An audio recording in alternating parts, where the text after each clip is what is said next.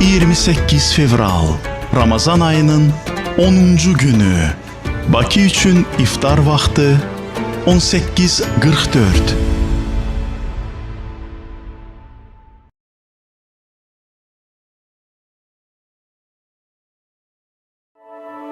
İftara doğru.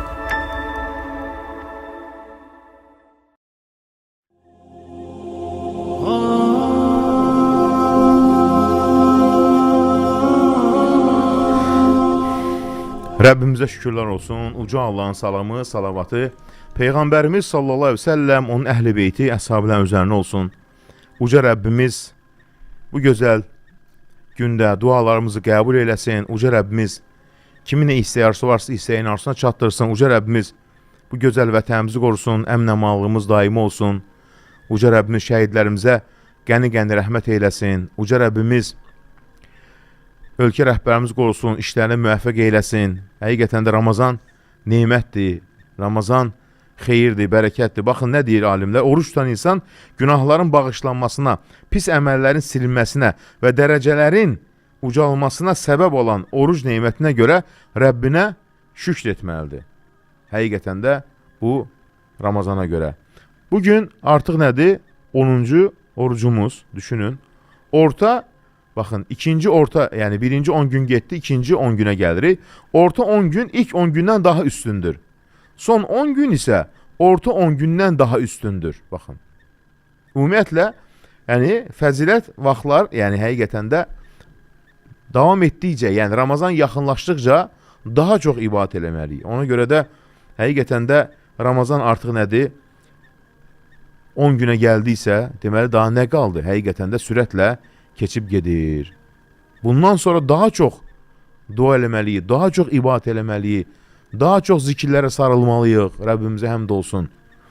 Və bugün Ramazan orucunun yəni əsas ibadətlərindən də birisinə toxunacaq. Bu da əsas ibadətlərdən birisidir. Əlbəttə ki, Ramazanın hamısı ibadətdir. Bir də var ki, Ramazanın xüsusi ibadətlərindən birisi, o da ki, yəni həqiqətən də bu da xüsusi ibadətlərdən sayılır. Ramazanda buna daha çox önəm vermək. Bu da nədir? Əlbəttə ki, valideynlərə yaxşılıq etmək. Ona görə də valideynlərə bu ayda valideynlərə yaxşılıq etmək, valideynlərin xidmətində durmaq qat-qat üstündür. Digər aylardan və digər il içərisindən üstündür. Ona görə Allah da Quran-ı Kərimdə düşünün, hər zaman valideynlərə yaxşı davranmağı əmr edir. Və Ramazanda bunu etsən gör, Allah dərgahında nə qədər üstünlük qazanacaqsan. Allah təala buyurur, yəni həqiqətən də valideynlərə qarşı hörmət və mərhəmət Quranda bir neçə yüksək dəyərləndirilən, ən yüksək dəyərlərdən birisidir. Allah təala deyir ki, denə ey Rəbbim, onlara rəhm et, necə ki onlar məni kiçik ikən böyütdülər. İsra surəsi 24-cü ayə. Yəni bu insana valideynlərə yaxşılıq etməyi tövsiyə edir. Anası onu zəiflik üzərinə zəifliklə daşıdı və onun süddən ayrılması ilə 2 il tamamlandı. Mənə və valideynlərə şükür et, axır dönüşünüz mənədir. Loğman surəsi 14-cü ayə.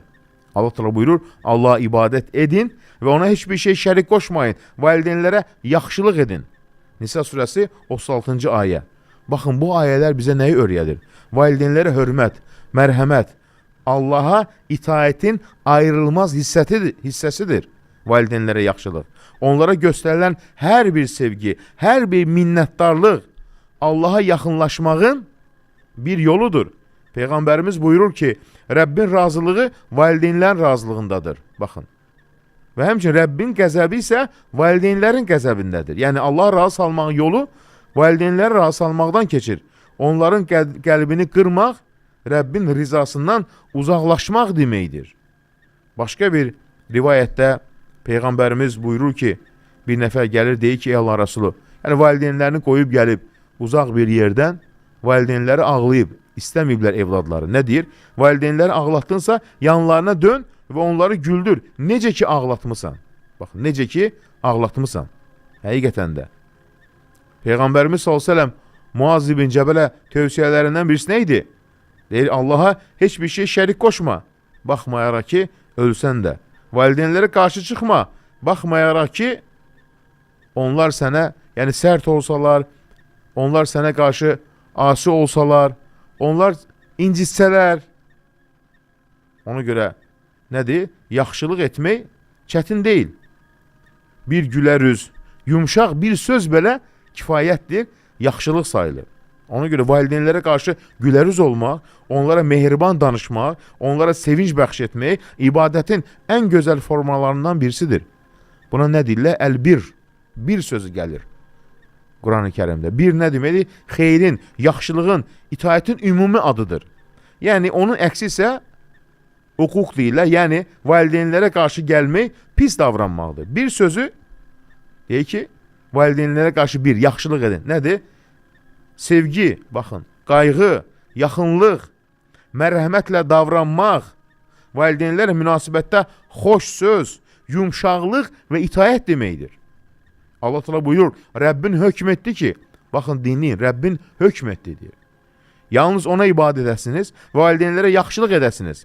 Onlardan biri və ya hər ikisi sənin yanında qocalarsa, onlara uf belə demə. Onları danlama, onlarla gözəl söz söylə. Onlara mərhəmətlə, təvazükarlıq qanadını endir və de, ey Rəbbim, onlar məni kiçik ikən böyütdükləri kimi sən də onlara rəhm eylə. Baxın, ona görə də İsra surəsi 23-24-cü ayə. Valideynlərə yaxşılıq Allah ibadətdən sonra gələn ən ali əməldir və xüsusilə bu Ramazan ayında bu edilsə, Ramazan ayında bu işlər daha çox valideynlərə hörmət edilsə, görün bunun mükafatı Allah dərgahına nədir? Amma valideyn, Ramazan ayında valideyn incidilsə, o zaman sənin orucundan nə qalır? Quru bir oruc. Allah təala valideynlərə, xüsusilə də anaya yüksək məqam və böyük hörmət bəxş etmişdir. Onlara qarşı itaət, ehtiram, mərhəmət göstərməyi əmr etmişdir. Baxın, doğrudan da Allah təala valideynlərə elə bir dərəcə vermişdir ki, onu sözlə ifadə etmək çətindir. Çünki valideynlər, xüsusilə ana, insanın həyatında sevginin, şəfqətin və mərhəmətin qaynağıdır. Elə bir duyğudur ki, ən gözəl sözlər belə onu tam təsvir edə bilməz. Ana, sonsuz sevginin, qayğının və fədakarlığın mənbəyidir. O uşağını mənəviyyat, həm yetişdirmək, ana bir bələdçidir, deyir. Qəlbə sakitlik, ruha arxayınlıq gətirən şəfqət mənbəyidir. O bizi bağrına basaraq qorxuya qarşı güvən, ağrıya qarşı şəfqət, qaranlığa qarşı nur bəxş edir. Onun qəlbi insanın ilk sığınacağı, ilk duasıdır. Və buna görə də ana və ata insanın dünyadakı ən böyük nemətləridir. Onların razılığı Allahın razılığına aparan nədir? Yoldur. Ona görə ana deyir, həyatımızın işığı, tükənməz mərhəmət çeşməsi, bəşər övladının ən saf təcəssümüdür. O şəfqətin bədən tapmış halıdır. İnsanda mərhəmət hissini canlı simvoludur. Ana bizi Allaha, məhəbbətə, həqiqi xoşbəxtliyin imanla əldə olunduğunu dərk etməyə yönəldən bir deyir, bələdçidir. O ailənin sükunət və əminamanlıq dirəyidir. Onun varlığı evə nur, qəlbə arxayanlıq, həyata mənəvi sabitlik gətirir. Ana haqqında deyiləcək sözlərə sətirlər, səhifələr kifayət etməz. Çünki o, paklığın və fədakarlığın ən kamil nümunəsidir. Onun varlığı bir sözlə ifadə etmək istəsək, o söz yalnız bu ola bilər. Ana, saf məhəbbətin və sonsuz səxavətin adıdır. Quran-ı Kərimdə anaya, ona görə anaya xüsusi qayğı ilə yanaşmış və onunla diqqətli olmağı tövsiyə etmişdir. Çünki ana övladlarının yaşaması və xoşbəxtliyi üçün çox şeyə dözür. Atadan da çox dözür. Allah təala anaya yaxşılıq etməyi əmr etmiş, ona qarşı çıxmağı haram buyurmuş və öz razılığını onun razılığına bağlamışdır. Dinimiz onunla yaxşı rəftar etməyi, gözəl davranmağı, gördüyü yaxşılıqlara qarşı minnətdarlıq göstərməyi vacib etmişdir. Peyğəmbərimiz s.ə.v anaya yaxşı etməyi tövsiyə etmişdir. Çünki ana daha şəfqətli, daha mərhəmətlidir. Hamiləlik, doğum, qayğı, tərbiyə, əzablarını çəkdiyə görə o başqalarından daha çox xoş rəftara və minnətdarlığa layiqdir. Anadan sonra isə nədir? Ata gəlir. Anadan sonra ata gəlir. Çünki o ailənin dolanışığı və qorunması üçün məsuliyyət daşıyır. Həqiqətən də. Ona görə valideynin qədrini heç kimsə bu dünyada nədir? Ödəyə bilməz. Birinci nədir? Ana, hamiləlik, doğuş, süd vermə, tərbiyə mərhələləri qat-qat əziyyət çəkir. Bu da Allah Taala'nın sözlərində açıq şəkildə bildirilmişdir. Biz valideynlərinə yaxşılıq etməyi tövsiyə etdik. Valideyn, ata, ana hamısı getdi içərisində. Amma sonra nə edir? Xüsusiləşdirir. Nə deyir? Anası onu zəiflik üzərinə zəifliklə daşıdı. Yəni ana bətnində daşıdı. Və onun süddən ayrılması 2 ilə tamamlandı. Mənə və valideynlərə şükür et, dönüş mənədir. Loğman surəsi 14-cü ayə. Nəyə görə ana? Çünki ikincisi, ana fitrətən sevgi, şəfqət və mərhəmət baxımından atadan daha irəlidədir. O övladlara qarşı daha qayğıkeş, diqqətlidir. Elə buna görə də övlad bəzən, bu səhv burada başlayır. Bəzən övlad anasının şəfqətini və mehribanlığını təbii sayaraq onun haqqını lazımınca dəyərləndirmir. Ana onsuz da bağışlayır, ana onsuz da keçir. Nə edir? Görürsən ki, anasının haqqına girir. Buna görə İslam dini bir övlada tövsiyə edir ki, anasına qarşı daha çox itaətkar, daha çox mehriban olsun. Onun haqqında laqeyd yanaşmasın. Hörmət və ehtiramını əks etməsin. Ona görə ananın şəfqət və mərhəmətini göstərən ən gözəl dəlillərdən biri odur ki, övlad anasına qarşı asi olsa belə, onu incitsə və hətta ondan uzaq qalsa belə, ana bütün bunları unuda bilir. Oğluna bir bəla gəldikdə və ya bir müsibət baş verdikdə ona hər şeyi unudub, onu qorumağa, dua etməyə, yanında olmağa tələsir. Yenə də nədir? Ana qəlbi. Ona görə ana bağışlamağın, mərhəmətin və sevginin tükənməz deyir, mənbəyidir. Peyğəmbərimizin yanına gəlib deyirlər ki, ey Allah Rasulü, kimə qarşı çox rəftara olmağa layiqəm? Dedi, anan. Dedi, sonra kim? Dedi, anan. Dedi, sonra kim? Dedi, anan. 4-cü dəfə dedi ki, atan. Ona görə nə gəlir? Sohbə, yəni hədisdə gəlir sohbə. Sohbə nə deməkdir? Yəni yaxşılıq, münasibət, bir də ki, yaxşı davranmaq. Hamısı bunun içərisinə gedir. Birlikdə yaşamaq. Baxın, ərəb dilində gələndə ki, Quran-ı Kərimdə sohbə, musahəbə nə deməkdir? Bax, çoxları bunu etmirlər. Görürsən ki, bəziləri evləndən sonra valideynlərlə və ya anası ilə yaşamağı istəmir. Əslində, Quran-ı Kərimdə gələn o sohbə, musahəbə birlikdə yaşamaq, yaxınlıq və mehribanlıq deməkdir. Bu, ərəb dilində onun kəlməni nədir? İncəliklərindən birisi. Bu baxımda ən çox yaxşılığa və qayğıya layiq olan şəxs anadır. Çünki o övladını zəiflik üzərinə zəifliklə daşıyır. Ağrılara, əziyyətlərə, hamiləlik və doğumun çətinliklərini dözür. Ona görə, baxın, nədir alimlərdən birisi Qurtubi? Bu hədis göstərir ki, anaya olan sevgi və şəfqət ataya nisbətən 3 qat artıq olmalıdır. Çünki ana hamiləlik, doğuş, süd vermə və tərbiyə kimi 3 böyük əziyyəti çəkir. Bunlardan isə ata uzaqdır. Ona görə İslam dinimiz ananın fədakarlığı, mərhəməti, sonsuz sevgisinə görə ata və bütün digər insanlardan üstün tutmuşdur. Əlbəttə ki, biz atanın övladlar üzərində rolunu heç vaxt unuda bilmərik. Onun sevgisi, təcrübəsi, müdrikliyi, doğru istiqamət göstərməsi, bunların hamısı övladların həyatında silinməz iz qoymuşdur. Ata deyə yol göstərəndir, qoruyan dayaqdır və sözü və davranışı ilə dağıtmayan, əksinə inşa edən, düzəldən və yaxşıya yönəldən bir rəhbərdir. O övladlarının şərəfli və dəyərlilərlə dolu bir həyat qurmaq üçün gecə-gündüz çalışır. Onların düzgün tərbiyə olması üçün öz missiyasını yerinə yetirdiyini hiss edir. Ata övladlarının uğur ilə qürur duyur. Onların xoşbəxtliyində öz xoşbəxtliyini tapır. Çünki o, ailəsinin sütunudur və tərbiyənin təməlidir.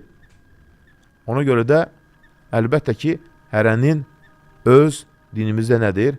Öz yeri var. Hər kəsin öz yeri var. Amma ana nədir? Əlbəttə ki, yaxınlıq, əl tutmaq, kömək eləmək baxımdan atadan nədir? Üstündür. Bu, Allah Taala'nın verdiyi bir nədir? Bir dəyərdir. Çünki nədir? Cənnət deyil, anaların ayağın altındadır. Nə gözəl bir söz.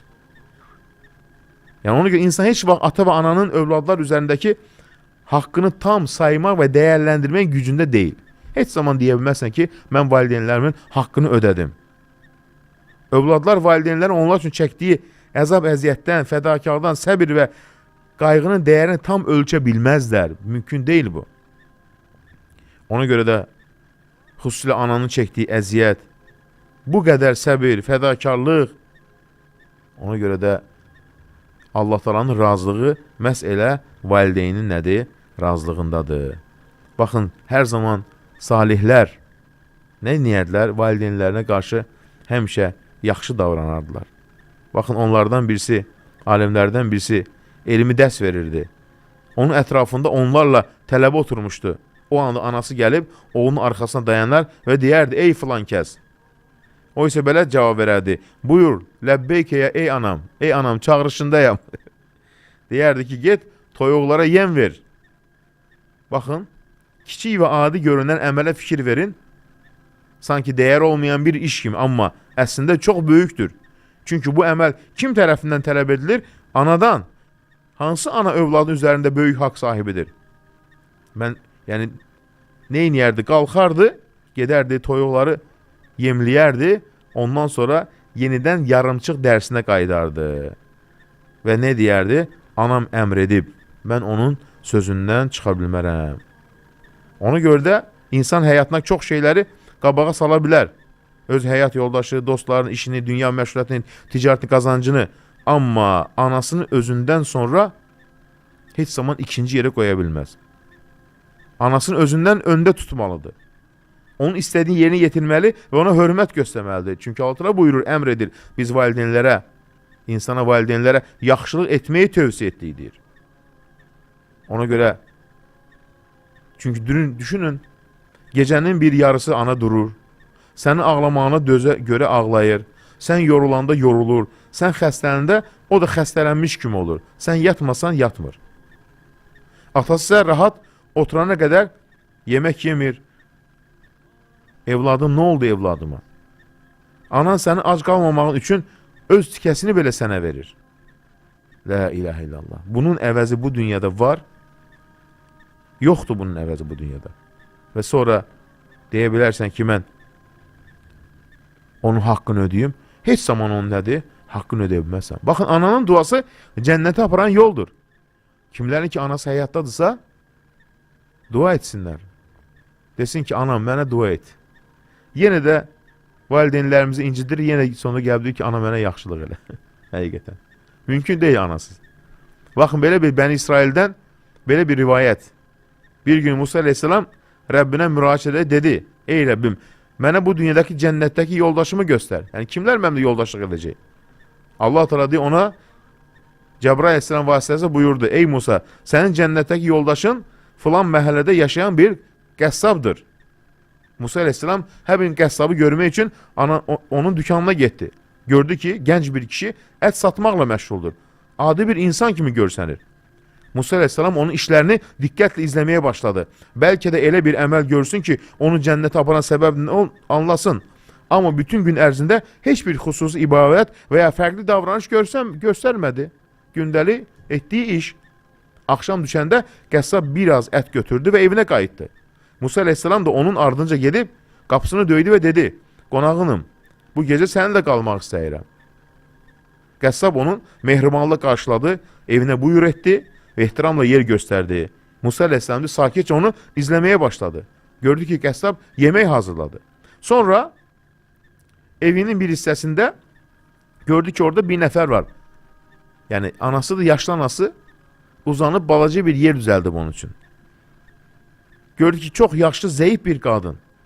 Onun paltarını dəyişdi, əllərini, üzünü yudu, sonra yeməyi əllə yedizdirdi, gözəl nəvazişlə ona xidmət etdi. Qadın yeməyi yedikdən sonra sakitcə bir neçə söz dedi. Amma Musa Aleyhisselam bu sözlərin mənasını anlamadı, eşitmədi. Qəssab sonra anasını yenidən yerinə qoydu və ehtiramla. Sonra gəldi Musa Aleyhisselamın yanına ki, sənə indi xidmət edim, qonaqsan deyə. Musa Aleyhisselam soruşdu ki, bu qadın kimdir? Qəssab cavab verdi, bu mənim anamdır. Qocalıb yataqdan qalxa bilmir. Hər gün işdən qaydanda əvvəlcə onunla maraqlanıram, yeməyini yedizdirirəm, üst başını dəyişirəm. Musa əleyhissalam dedi, bəs o az öncə sənin üzərinə bir şeylər dedi qulağına, amma mən anlamadım, nə deyirdi? Qəssab gülümsəyərək belə cavab verdi. O hər dəfə mənə belə dua edir. Ey Allahım, bu oğlumu cənnətdə Musa ilə yoldaş eylə. Musa əleyhissalam bu sözləri eşidəndə deyir, ağladı. Həqiqətən də ananın nədir? Duası. Dedi, ey Allahım, sənin buyurduğun doğrudur. O qadının duası ilə bu gənc mənim cənnətdəki yoldaşımdır. Baxın, ananın duası cənnətin qapısıdır. Onun razılığı Rəbbinin razılığıdır. Kim anasını sevər və razı salar, Allah onun üçün cənnətdə yer hazırlayar. Baxın, ona görə də valideyn və xüsusilə ananın duasını əgər bir insan qazanmaq istəyirsə, hər zaman valideynə yaxşı davransın. Baxın, deyir ki, sənə cənnət əhlindən 2 nəfər göstərinmi? Olmuş bir hadisə, bu Ərəb ölkənin birisi olub, bu zamanımızda olub bu hadisə. Deyir, bir vaxt bir gənc oğlan var idi. Yəni, o qədər də dinə bağlı deyildi, yəni gündəlik ibadətlərlə yarışsın. Normal ibadətlərini yerinə yetirir. Bəzən də laqeyd idi. Amma anası ağır xəstə idi. Yataqdan qalxa bilmirdi. İflic idi. Xəstəlik uzandıqca qəzəbli və əsəbi halda həsəbi qadına çevrilirdi. Yanına gələn hər kəsi danlayır, bəzən ətrafdakılara fiziki zərər belə yetirirdi. Oğlanın bacıları uzun müddət anasına qulluq etdilər, amma artıq gücləri çatmırdı. Analarını, xəstəliyin həm bədənlərini, həm də ruhlarını tükətmişdi. Buna görə bacılar dedilər, anamıza qulluq etmək üçün bir xidmətçi tutaq, çünki biz bacarmırıq. Lakin gənc oğlan bu sözü eşidəndə əsəbləşdi, qəzəbləndi. Xeyr, xidmətliyə ehtiyac yoxdur. O mənim anamdır, mən özüm ona baxacağam. Baxın, mən özüm ona baxacağam. O gündən etibarən bütün məsuliyyəti öz üzərinə götürdü. Anasını yedizdirir, geyindirir, onun ehtiyaclarını öz əllərlə yerinə yetirir. Xəstəliyi ağırlaşdıqca ananın hərəkətləri də çətinləşirdi, amma oğlu bir an belə bezmədi. Gecələ onun yanında qalır, istisinə, qoxusuna, çətinliklərini dözür, bütün varlığı ilə anasına xidmət edirdi. Zaman keçdikcə anasının dırnaqları və yaraları onun üzünü və əllərini cızmışdı. Yəni, oğlunu neyniyirdi? Yaralayırdı. Dərk eləmir, anlamır, əziyyət verir. Bədəndə izlər buraxmışdı. Oğlanın əlləri, üzü yaralı olmuşdu. Amma o bunları şərəf nişanəsi kimi görürdü. Zaman keçdi və Allahın hökmü yerinə yetdi. Ana vəfat etdi. Oğlu bütün çətinliyə baxmayaraq anasına göstərdiyi sevgi və mərhəmət səbəbilə onun ölümündən sonra dərin bir kədərə qərq oldu. Artıq o hər səhər anasının səsini eşitmirdi. Onun üçün su gətirmir, dərdini dinləmirdi. Ev sanki ruhunu itirmişdi. Hər küncündə anasının xatirəsi vardı. Anasına qulluq etmək onun üçün əzab deyil, səadət idi. İndi isə o səadətdən məhrum olmuşdu. Dostlarından biri bir gün halı görüb dedi, mən Məkkəyə gedirəm. Bir neçə gün ibadətdə qalmaq istəyirəm. Mənimlə gəl, bəlkə də səyahət qəlbindəki kədəri azaldar. Oğlan razılaşdı. Onlar yola çıxdılar. Yolda söhbət edir, Allah'a yad edirdilər. Amma qəza baş verdi. Hər iki gənc oradaca Rəbbinə qovuşdu. Görün sonluq nə deməkdir.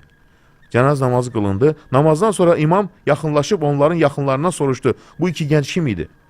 Oradakı dedilər, bunlardan biri çox dindar, elm, ibadət əhli, digər isə sıradan bir gənc idi. Elə də məşhur deyildi. İmam bir an duruxdu və dedi, xeyr, mən elə düşünmürəm. O adi dediyiniz gənc adi ola bilməz. Onlar təəccüblə soruşdular, niyə belə deyirsiniz? Dedi ki, imam gözyaşlarını saxlaya bilmədi. Çünki bir aydır ki, yuxularımda bir səs mənə deyir ki, sən 2 nəfərə cənazə namazı qılacaqsan, onlar cənnət əhlidir. Və bugün mən o 2 nəfərə namaz qıldım.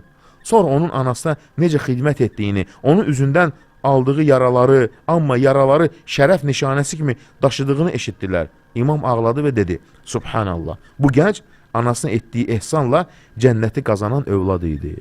Baxın, ona görə anaya olan sevgi heç vaxt boşa getmir. O səssiz bir dua, gizli bir mərhəmət və əbədi bir qapıdır.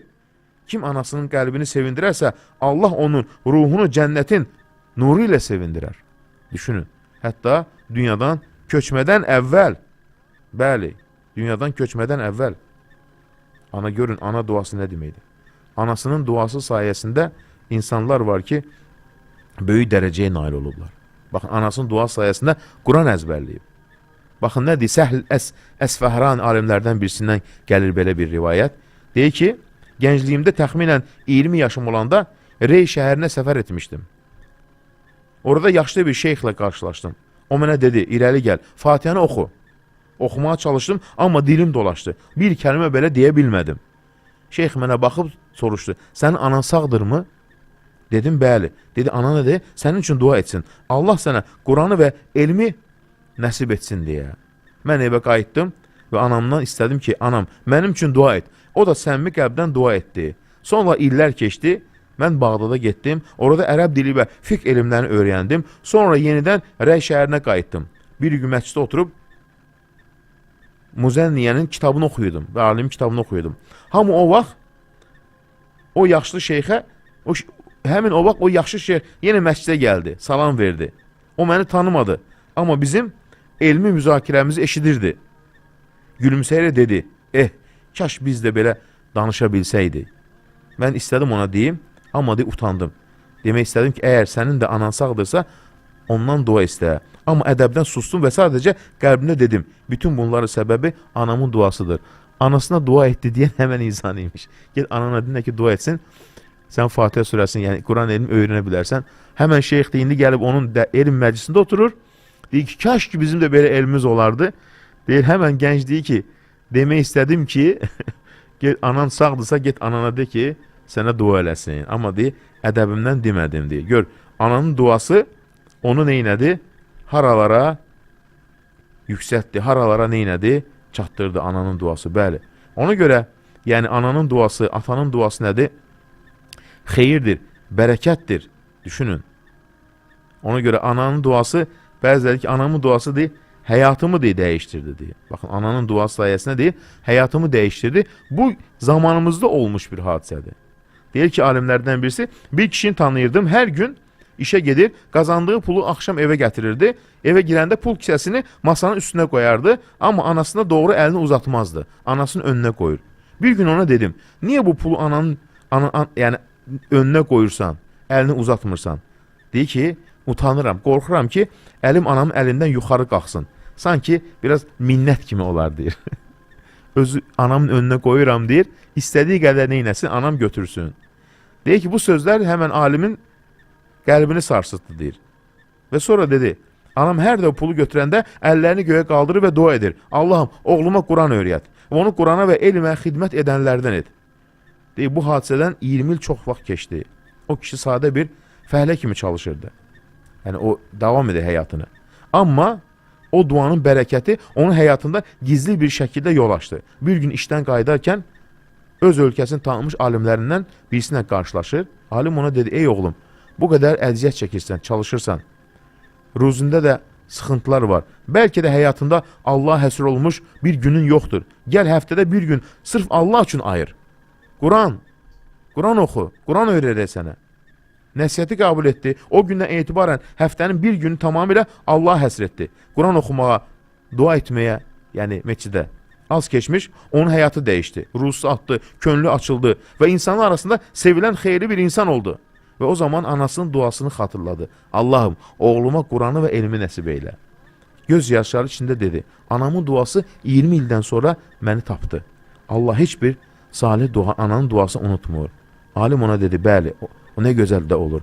Həftədə bir gün Allah üçün ayırmaq sənin ruhun üçün nur olacaq. O gündən etibarən neynədi? Elmə yönəldi. Quran təfsir elmlərində yüksəldi və doktorluq dərəcəsi aldı. Fəhləlikdən doktorluq dərəcəsinə. Bir gün deyir, olmuş hadisədə ərəb ölkəndə. Elmi işini, doktorluğu müdafiə edir, deyir. Zala oturublar, deyir, qarşısında böyük alimlər, yəni münaqişəsi gedir doktorluğun, professorlar. Müzakirə başlamaq üzrə dikili, salona ağsaqqal, nurani bir alim daxil oldu. Hamı ona hörmətlə baxırdı.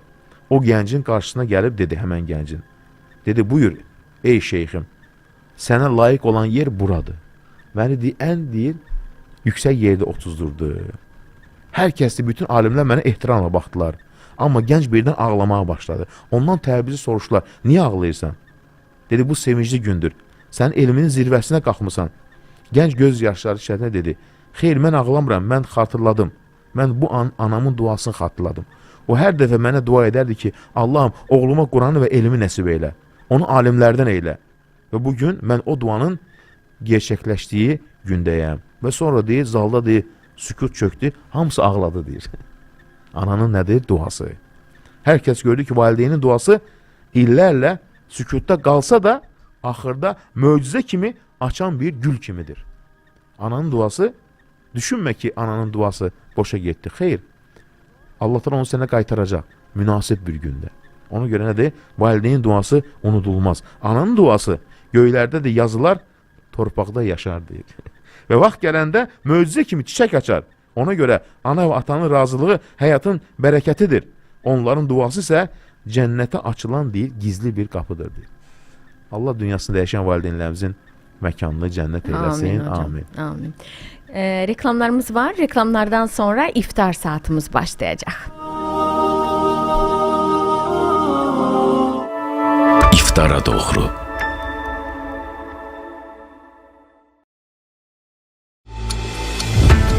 ...28 fevral, Ramazan ayının 10. günü.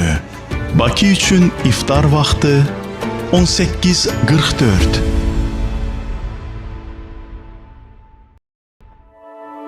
İftar vaxtı.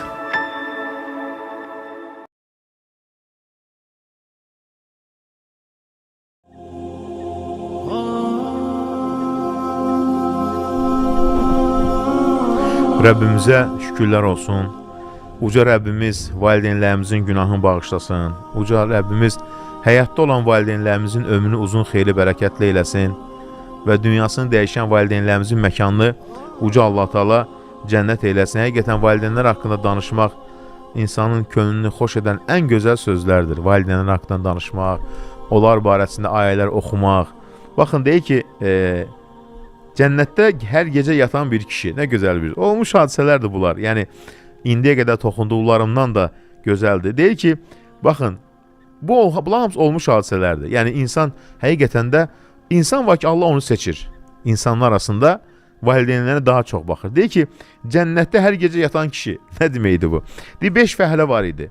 Onlar çox zəhmət çəkən, ruzi qazanan insanlar idi. Kiçik kəndlərindən çıxıb başqa bir kənddə işləməyə gedirdilər. Orada işləyir, zəhmət çəkir, yalnız həftənin sonunda ailələrinin yanına qayıdırdılar. Aralarında yalnız biri hər gün xoşbəxt görünürdü.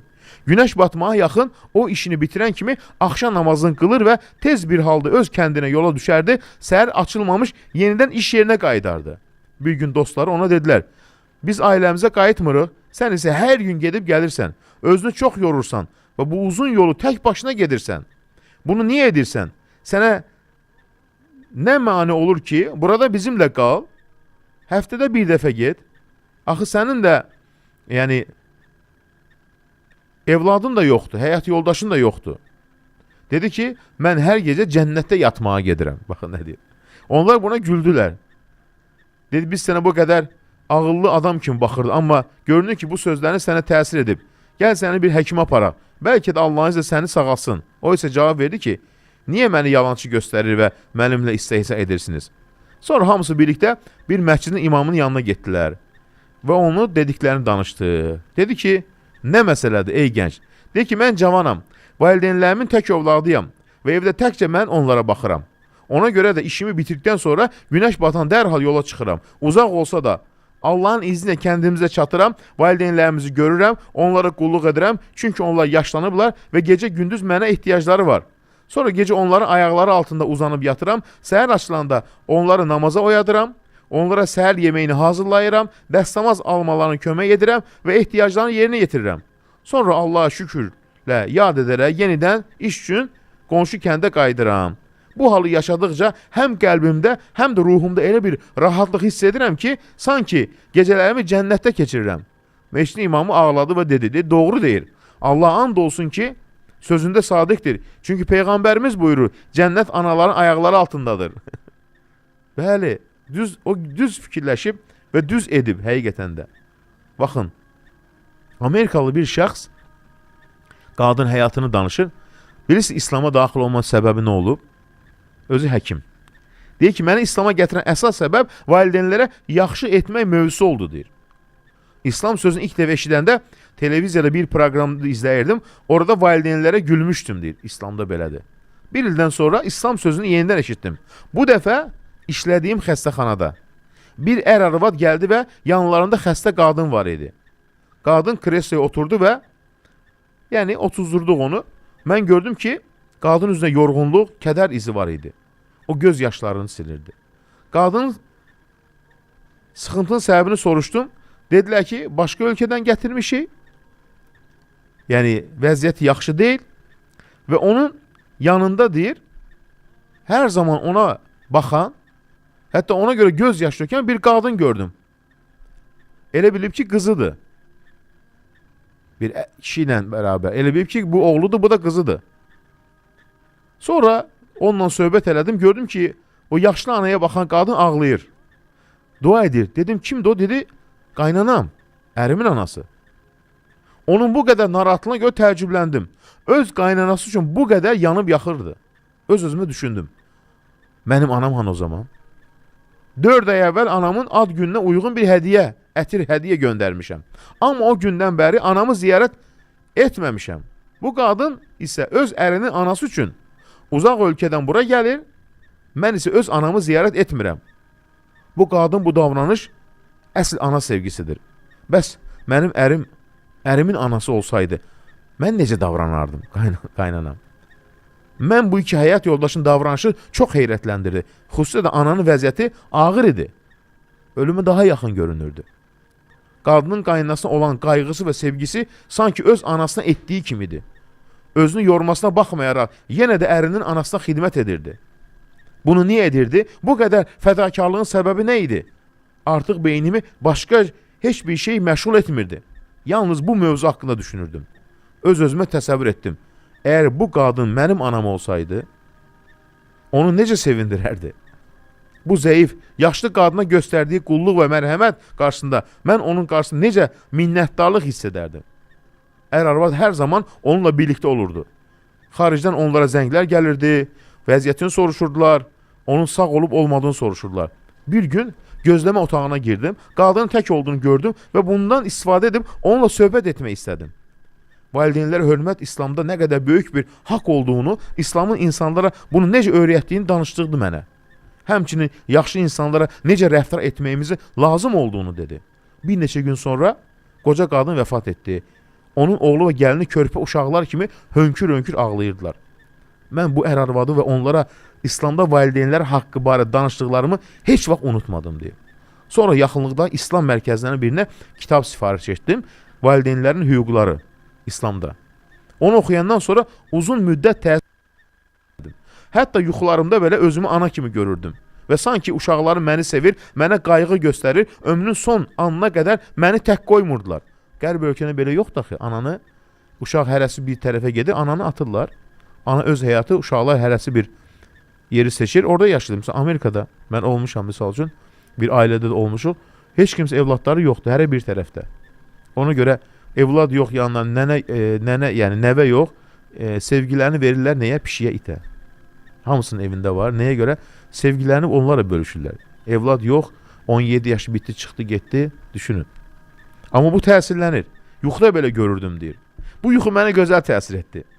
İslam haqqında heç bir şey bilmədən yalnız valideynlər haqqını öyrəndiyim üçün müsəlman olmağa qərar verdim.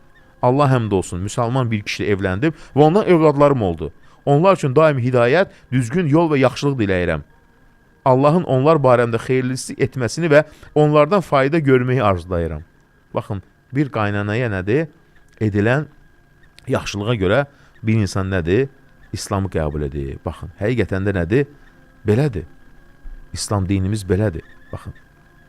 Deyir ki, bir gün deyir, Əban ibn İyaş deyən bir nəfər olub.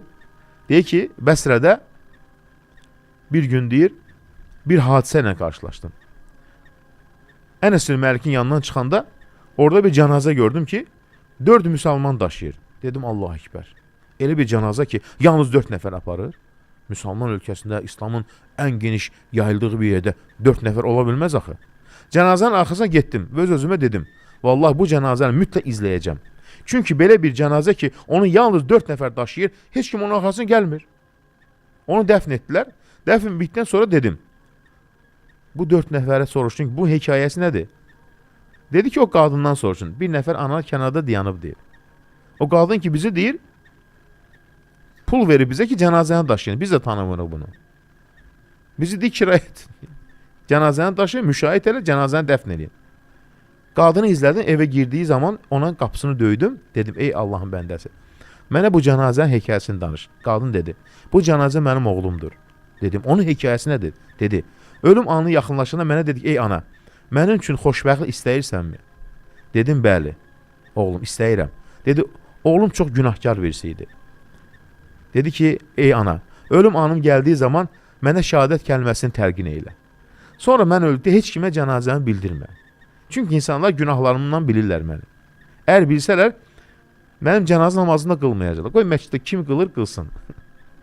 Amma sən Allah qarşısında əllərini qaldır belə deyir. Allahım, mən bu gecə ondan razıyam, sən də ondan razı ol.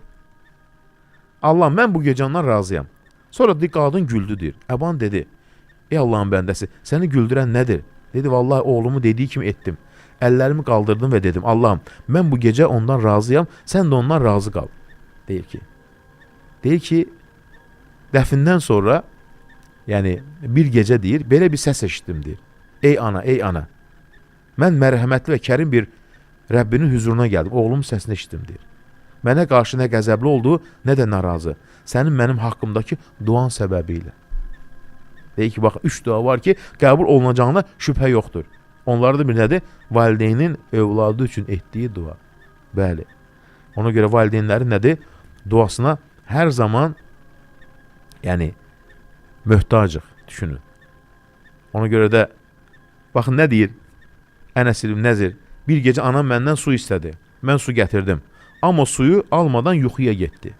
Mən isə su qabını onun başı üstündə tutaraq səhərə qədər gözlədim. O sonra dedi, La ilahe illallah.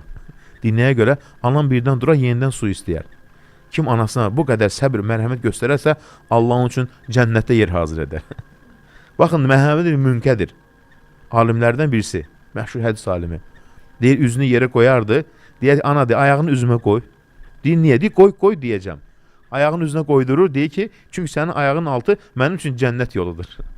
Yəni, özünü anasının önündə bu qədər deyir ki, yəni, təvazökar göstərir. Baxın, alimlərdən birisi deyir ki, evində bir ilan görür.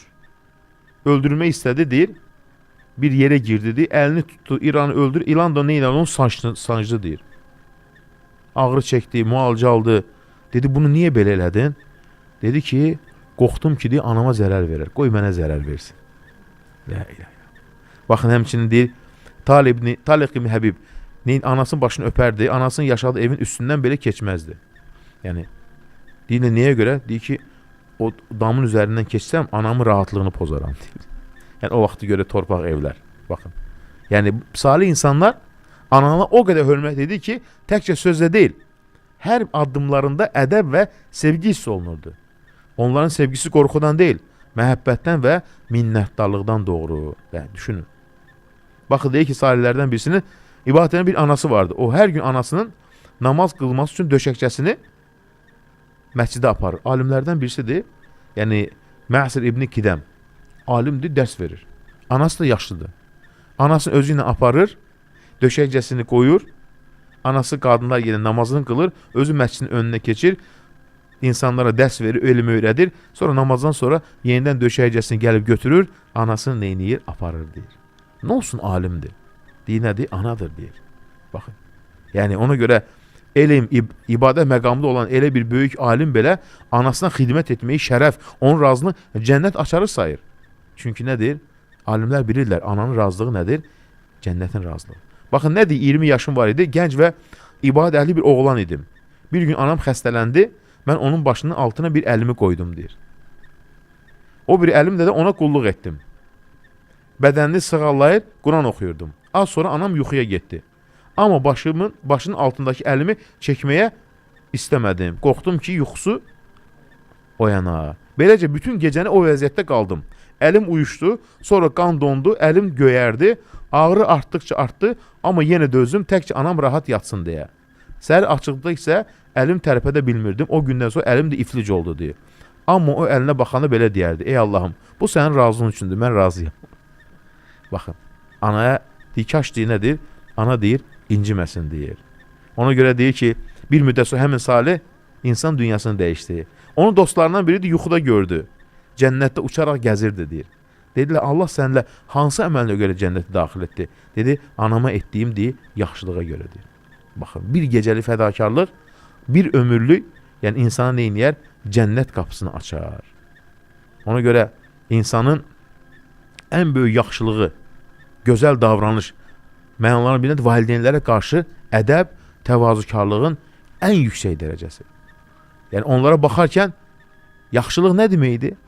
Sadəcə dediyini yerinə yetirdim, xeyr. Biz deyirik ki, yəni valideynimin sözündən çıxmadım, kifayətdir, xeyr. Yaxşılıq sözü ərəb dilində bir sözü çox geniş mənasındadır. Onlara baxarkən hörmət, sevgi və dolu baxışla baxmaq.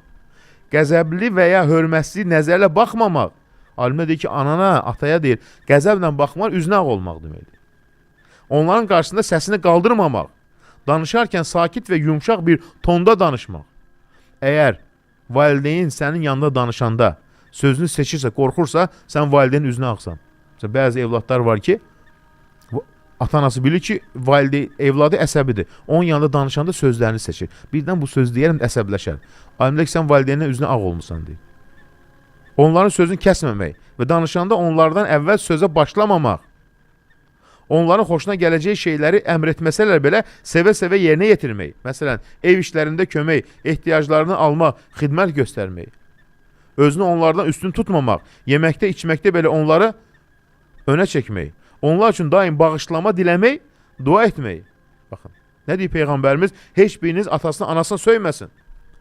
Sahabilər soruşdular, ey Allah Rasulü, insan öz valideyni necə söyər? Dedi, o bir başqasının atasına söyür, o da gəlib onun atasına söyür, anasına söyür. Ona görə valideynin şərəfini, adını, ailəsinin hörmətini qorumaq da bir növ yaxşılıqdır. Ata haqqında mənfi danışmaq olmaz. Misal üçün, oturur gənclər, atam da belə elədi. Sonra gülürlər. Məsələn, atası ola bilsin ki, evdə bir səhv eləyib. Mən atam da belədir. Valideynin üzünə ağ olmuşsan. Valideynin arkasından danışmaq ən böyük günahdır. Valideynin arkasından, əksinə valideyni tərifləməlisən. Anana ev işlərini kömək, atana həmçinin yardım etmək. Çünki valideynə xidmət, ibadətin, hörmət, cənnət yolunun qapısıdır. Əgər valideyn sənin yanına daxil olsalar, onlara ayağa qalxaraq qarşıla. Başlarını və əllərini öp. Çünki Allah da bu ki, valideyni ihsən, yəni ən ali səviyyədə yaxşılıq, adil olmaq onlara qarşı. Valideyn gəlincə biraz onlara qarşı gözəl davranmaq. Sahillərdən bizi xəstələnir. Anası bunu ziyarətə gəlir.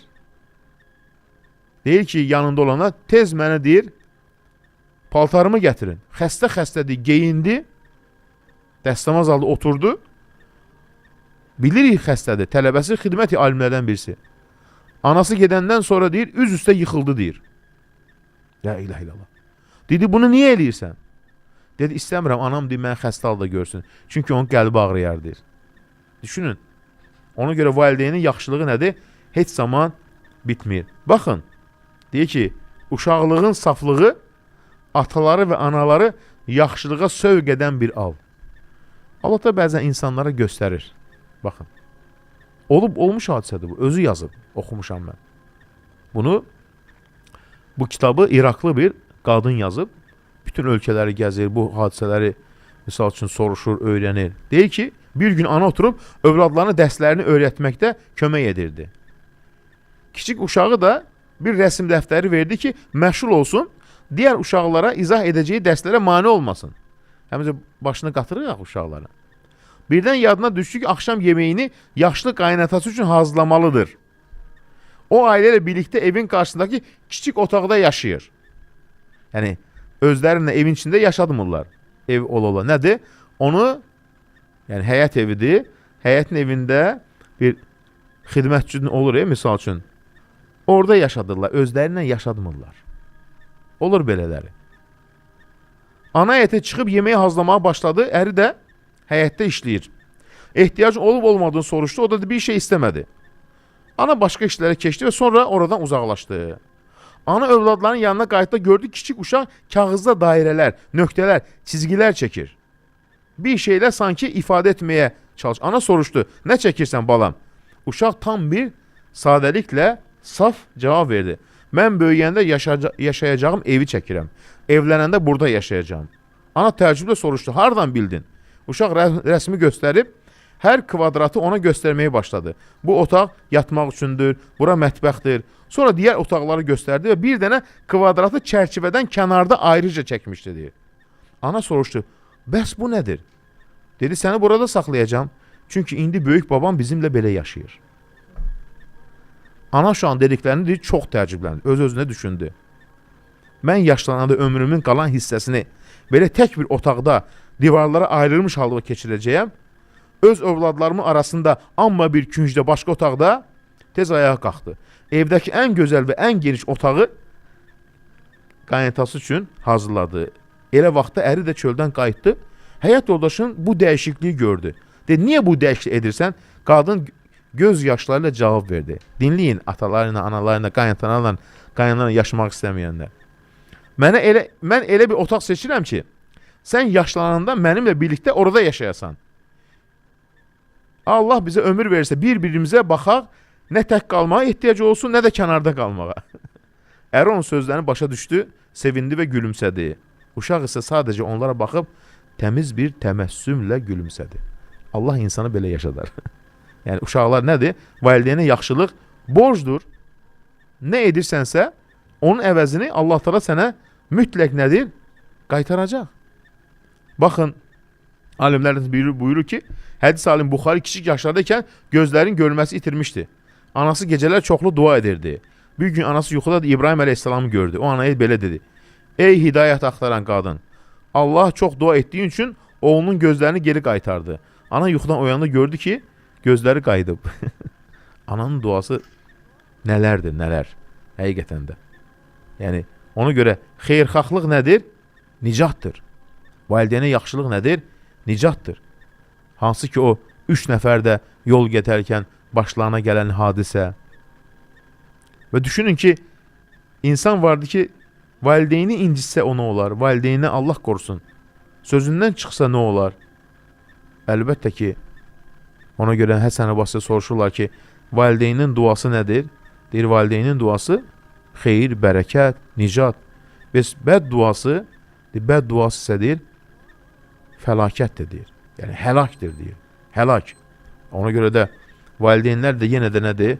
Düşünün, yəni valideynlərimiz yaşlanır, yenə də onlara möhtac. Deyirsən ki, anam dua elə.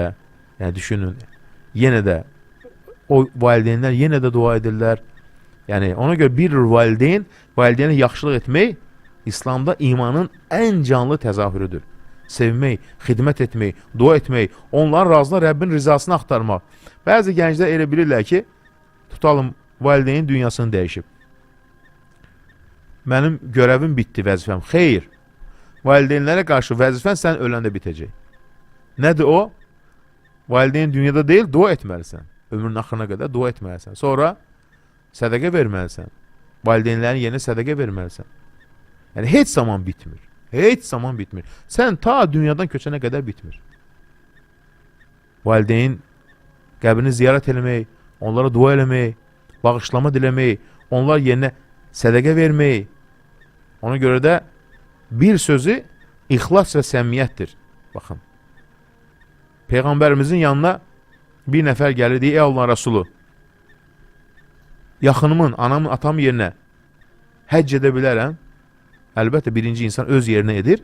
Ondan sonra həcci, ümrəni kimi yerinə edir? Atasının, anasının yerinə edir. Ən böyük əməllərdən birisi. Bir nəfər gəlir, deyir ki, ey Allah Rəsulu, sahabə, anam dünyasını dəyişibdir. Əgər deyir, ən yaxşı sədəqə hansıdır? Deyir ki, su. İnsanlara su vermək. Yəni, git ananın yerinə su ver. Yəni, su çək. Ona görə İslam ölkələrində ən böyük adət əlində nədir? İnsan dünyasını dəyişin kim imkanı varsa, anası üçün su bulağı qazıtdırır. Niyə? Ona deyirlər ki, axar sədəqə. Nə qədər insanlar ondan su içirlərsə, savab qazanılır. Bax, misal üçün, keçən il bizim rayonlarımızın birisində, Şəmkirdə nə gözəl etmişdi evlatları. Atası ya anası dünyasını dəyişəndə kənd yolunu çəkdirmişdilər. Yəni, kənd yolunu asfalt çəkdirmişlər. Bax, budur. Niyə? Davamlı sədəqə buna deyir, axar sədəqə. Yəni, biz oturduq, misal üçün, adətlə otururlar, yeyirlər, elirlər, ehsan versən. O getdi. Sonra Elə ən yaxşı nədir? Onu get. Biz onsuz da hər gün yeyirik də yeməyi. Düzdür ya yox. O ehsanı get neyinə? Get bir yol çəkdir. Və yaxud da misal üçün bir tələbə oxutdur. Bir xəstənin müalicəsini yerinə yetir. Bir kişi de var idi ya hocam. Bilmedim ama hansı rayondaydı. Cavan uşağı rəhmətə getmişdi. Onun yerinə yol çəkdirmişdi. Evet. Demişdi ki uşağım istəyirdi ki elə bura yol çəkdirsin. Mən deyir ora yol çəkdirdim. Evet. Çox duygulanmışdım onu izləyəndə. Bəli, yəni valideynlər üçün əlbəttə ki, hər zaman nədir? Yaxşılığı artırmalıyıq. Yəni valideyn əgər evladından razı olaraq bu dünyadan köçübsə, ən xoşbəxt insandır. Ona görə valideynlərindən soruş. Soruş ki, məndən razısan yoxsa yox. Amma o razılığı belə könül xoşluğuyla desin. Ola bilsin ki, incitmirsən. Yenə də valideynlər nə deyir? Evladların qırmır. Deyir ki, razıyam. Amma bir də var ki, sidq ürəkdən deyir ki, razıyam. Bax, mən misal üçün çox sevindiyim bir hal, Allaha həmd edirəm. Baxın, ana qəlbi başqa bir şeydir. Yəni onun əvəzi yoxdur. Yəni düşünün, onun əvəzi yoxdur. Ata o dərəcədə ola bilməz həqiqətən də. Misal üçün anam ölməmişdən əvvəl ölüm döşəyində olanda dedim ki, anam razısan? Dedi ki, nəyin ki razıdır? Mən dua edirəm. Yəni ana ölüm döşəyində bilir ki, öləcək, evlad üçün dua edir. Bu dünyada belə bir qəlb var, yoxdur. Heç kim ola bilməz ona. Yəni düşün, insan ölümünü düşünəcək, ölüm döşəyində evladları üçün dua edir. Bu ana bu deməkdir. Ən sonunda deyir ki, qoy evladlarım üçün de dua eləyim deyir. Hə. Yəni onun yerinə heç zaman nədir? Əlbəttə ki, ödeyə bilmir. Bax, nə deyir altı Quran-ı Kərimdə? Biz İsrail övladlarının əhd almışıq. Allah ibadət edin. Ondan başqasına ibadət etməyin. Valideynlərə, qohumlara, yetimlərə, kasıblara yaxşılıq edin. İnsanlarla gözəl söz deyin. Namaz qılın, zəkat verin. Sonra az biriniz istisna olmaqla üz döndərdiniz deyir. Baxın. Yəni insanın ilk və ən ali pilləsi nədir? Allah ibadət, valideynlərə yaxşılıq, ardınca qohumlara, yetimlərə, ehtiyac sahiblərinə mərhəmət göstərməyə gəlir. Ona görə də insan düşünməlidir ki, Allah təala görün bizə hansı əmrləri buyurub valideynlərə qarşı. Baxın, salihlərdən birisi var, deyir ki, mənim bir qardaşım var, deyir, anasına qarşı çox diqqətlidir, deyir, oğlum. Hər gün gəlir, anam mənimlə qalır, deyir. O bir qardaşım ayrı, amma hər gün gəlir, deyir. Anamın, deyir, ayrı, yəni, ayaq yolu var, hamam var, deyir. Hər gün gəlirdi, bir-biri şampunları yoxlayır, sabunları yoxlayır, nəsə çatmırsa getirir, alır, gətirir. Başqa bir insandır da, deyir. Yəni, valideynə qarşı belə sevimli olmaq. Yəni, bu Allahın bir nədir? Neymətidir. Deyir ki, bir nəfər, anam xəstə deyirdi ki, sizi çox incidirəm, ağlayırdı, deyir. Anası deyir. Əksinə, o ananın o andakı duası nədir? Onun əvəzi heç nə ola bilməz. Yəni, salihlərdən birisi olub, həqiqətən də olmuş bir şey. Bax, misal üçün, bu İslam ölkələrində olub. Atası Alzheimer xəstəsi olub. Deyir ki, 10 il düşünün, yəni rahat deyil, 15 il deyir ki, atam hər gün deyir, mənə deyir ki, məscidə apar. Namaz 5 isə gündə 10 dəfə gedirik məscidə, deyir. Özdə deyir, maşından düşürəm, gəzə də bilmir, belimdə aparıram, deyir, dəstəmaz alan yerə. Elə də olur ki, deyir, belimi deyim, murdarlayır. Eləsin, deyir, atamdır, deyir. Dəstəmaz aldırıram, özümü təmizləyirəm, namaz qılır, gətirirəm evə. Bir gün buna dedilər ki, atan səni onsuz da tanımır. Deyir ki, Allah ki, bilir mənə atamdır. Bəzən mənə baxıb deyir ki, sən kimsən? Tanımır mənə, deyir. 15 il xidmət elədi ona, 15 il. Deyir ki, Allah, yaxşı, atam mənə tanımır, amma Allah ki, mənə tanıyır, deyir. Allah bilir, mən onun evladıyam, yəni, düşünün. Həmçinin də valideyn... Yadından çıxırmış da ki, namaza gedir, gəlir. Gündə 10 dəfə deyir. Unudur, gündə 10 dəfə deyir. Gedirəm, gəlirəm. Deyir ki, istədiyini nədir? Eləməliyəm, deyir. Baxın, deyir ki, Əl-Əsma'i, məşhur alimdir, səyahətçi olub, çox yerləri gəzib. Bir bədəv mənə danışdı və dedi, bir gün səhraya çıxdım ki, insanlar arasında ən çox atasına, anasına yaxşılıq edən və ən çox itaəsi edən kəsi görüm. Hər tayfaya baxdım, dolaşdım. Nəhayət bir qocaya rast gəldim. Boynunda qalın bir kəndir vardı, deyir. Əlindəki böyük qabla su daşıyırdı. Elə ağır idi ki, dəvələr belə onu daşıya bilməzdi, deyir. Günorta istisində yandırıcı bir havada çalışırdı, deyir. Onun arxasında isə bir gənc dururdu, deyir. Əlində bərk kir içində bir ip var idi, deyir. Və hərdən həmin kəndirlə qocanın, deyir, kürəyindən vururdu, yaralayırdı. Dedim, yaxınlaşıb, ey filan kəs, Allahdan qorxmursanmı? Bu zəif qocanı bu istidə su daşıyır, hələ sən onu vurursan, boyundakı su daşıyan qab kifayət deyil, yetməzmi bu əzab? Niyə onu çox döyürsən. Dedi, bu mənim atamdır. Heyrətlə dedim, sən atanla belə davranırsan, Allah səni cəzalandırsın. O zaman atası da dedi sus danışma deyir. Mən də atama da belə etmişdim deyir. Düşünün. Yəni, nə etmisənsə, yəni hər hansı bir yaxşılıq və ya pislik nəsillərlə geri dönür. Kim atansa hörmət edərsə, Allahın övladlarından da hörmət görər. Kim onlara zülm edərsə, bir gün eyni zülmü öz üzərində tapar deyir. Dedim, bu birincisi. Ata-anası ən nankör, ən asi insan. Sonra yoluma davam etdim. Nəhayət müxtəlif tayfaları dolaşdım. Nəhayət bir gəncə rast gəldim. Boynunda bir səbət, zəmbil vardı. Çində daşır. İçində də qoca bir kişi. Sanki balaca bir quş balası kimi deyir. Gənc onu hər az müddətdə bir yerə qoyar, öz əlli ona yemək yedizdirər, elə bir quş balasını yedizdirir. Yaxınlaşın, dedim, bu kimdir? Dedi, bu atamdır. Artıq ağlını itirib, heç nəyi anlamır.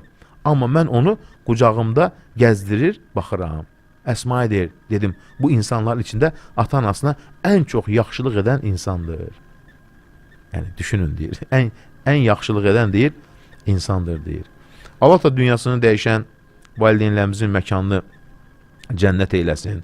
Yəni, çoxlu onlar üçün dualar etməliyik, duaları artırmalıyıq. Rabbi xfirli və li validinə, Rabbi xfirli və li valideyyə. Ey Rəbbim, məni valideynlərimi bağışla. Ey Rəbbim, məni və valideynlərimizi bağışla deyəndə içərisinə əlbəttə ki, nənə, babalar da girir. Dünyasını dəyişən bütün valideynlərimizi Rəbbimiz bu Ramazan gecəsində bütün günahlarını bağışlasın. Biz sevindiyimiz kimi Rəbbimiz onları da sevindirsin. Həyatda olan valideynlərimiz isə ömrünü uzun, xeyirli, bərəkətli, sağlam etsin. Hidayətli etsin, gözəl etsin. Amin. Allah bütün valideynləri qorusun. Amin. Amin. Hocam, onda hələ varkən azana mən bir neçə sual oxuyum. Cin girmə varmı? Əgər varsa necə xilas etmək olar özünü? Cin toxunma deyirlər buna. Məssu şeytan deyirlər. Bu var. Quran-Kərimdə ayə var o barədə. Ona qarşı ümumiyyətlə belə şeydən hər şeyə görə cin toxundu, cin girdi, şübhəyə düşmək olmaz. İndi bilirsiniz də zamanımızda biraz problem yaranıb. Deyək ki, misal üçün işində problem oldu, ruzusu azaldı. Ay, mənə cadu etdilər. Tamam, cadu etdilər, şübhə. Hara gedib? Falçının yanına gedir. Falçı sənə təmizləyici, xeyr. Falçı daha da bədbəxt edir. Elə olanda çoxlu zikr elə, əstəğfurullah zikri, xüsusilə la havlə və la quvvətə illə billah zikri.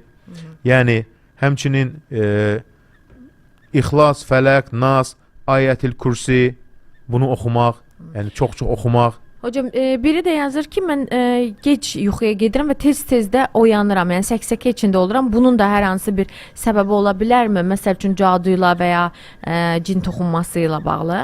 Yox, ola da bilər, olmaya da bilər. Yəni hər şeyi ona bağlamayın. Əsas odur ki, yəni zikirləri çoxlu edin, duaları çoxlu edin. Allah razı olsun sizdən. İstixarə namazını qılıb cavabını gecə yuxuda gözləyirik.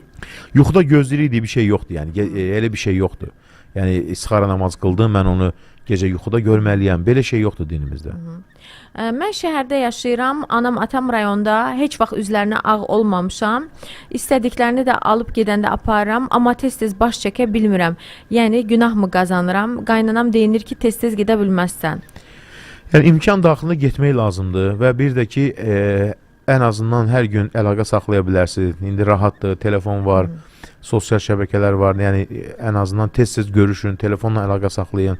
Yəni imkana görə gedin və belə də ki, tez-tez əlaqə saxlayın. Sahura qalxdığımız vaxtda təhəccüd namazı qılmaq olarmı? Elə sahur vaxtı təhəccüd namazının ən gözəl vaxtıdır da. Yəni ondan gözəl vaxt ola bilər. Leyla, sualınızı başa düşə bilmədim. Nigahlı deyəndə anlamadım. Nə demək istəyirsiniz? Axşamınız xeyirli olsun, gözəl insanlar. Cüməniz mübarək olsun. Bunu dünən gəlmişdi. Mən iftara 3-5 dəqiqə gecikəcəm. Nə edim belə olduğu halda? Yəni orucunu açsın, əlində bir şeyini açsın və yaxud da ki, yoxdursa niyyət eləsin ki, misal üçün orucumu açıram, qəlbində niyyət tutsun.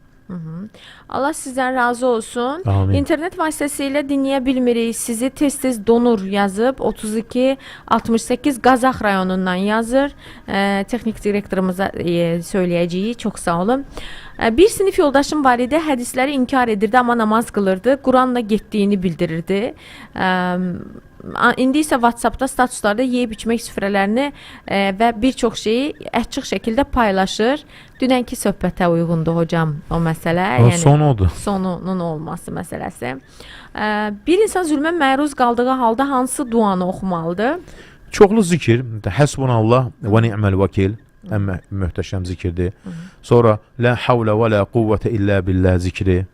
Tez-tez əsnəyirəm, ağzımı əlimin arxası ilə tuturam, amma bu zaman namazım pozulurmu soruşur. Əsnəməyə görə namaz pozulmaz, yox. Aha. Onda son bir-iki sualımız da qaldı, onu da səsləndirim. Allah razı olsun sizdən. Bu günləri durdum, yeməyimi yedim, amma azan vaxtında suyumu içdim, gecikib hocam. Azan bitmədən bitirib. Azan bitmədən bitiribsə sayılır. Amma ki, bundan sonra diqqətli olsun nəyə? Misal üçün deyək ki, önündə yemək var, su var, çayı var, o anda əzan oxunur. Sona qədər, əzan sonuna qədər onu yeyə bilər. Çünki önündədir, əzan başladı. Amma bir də var ki, mən qalxdım, artıq əzan oxunur, qaça-qaça gedim, su için bir qurtum, yox, elə olmaz. Vaxtı hocam. Susuzluq getdi, damarlar islandı, Allahın izni ilə savablar yazıldı. Allah qəbul eləsin. Amin. Allahu Ekber, Allahu Ekber. Allahu Ekber, Allahu Ekber. Eşhedü en la ilahe illallah. Eşhedü en la ilahe illallah.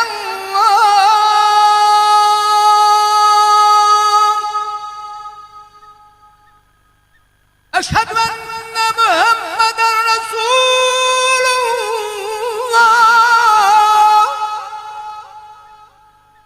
Eşhedü enne Muhammeden Resulullah.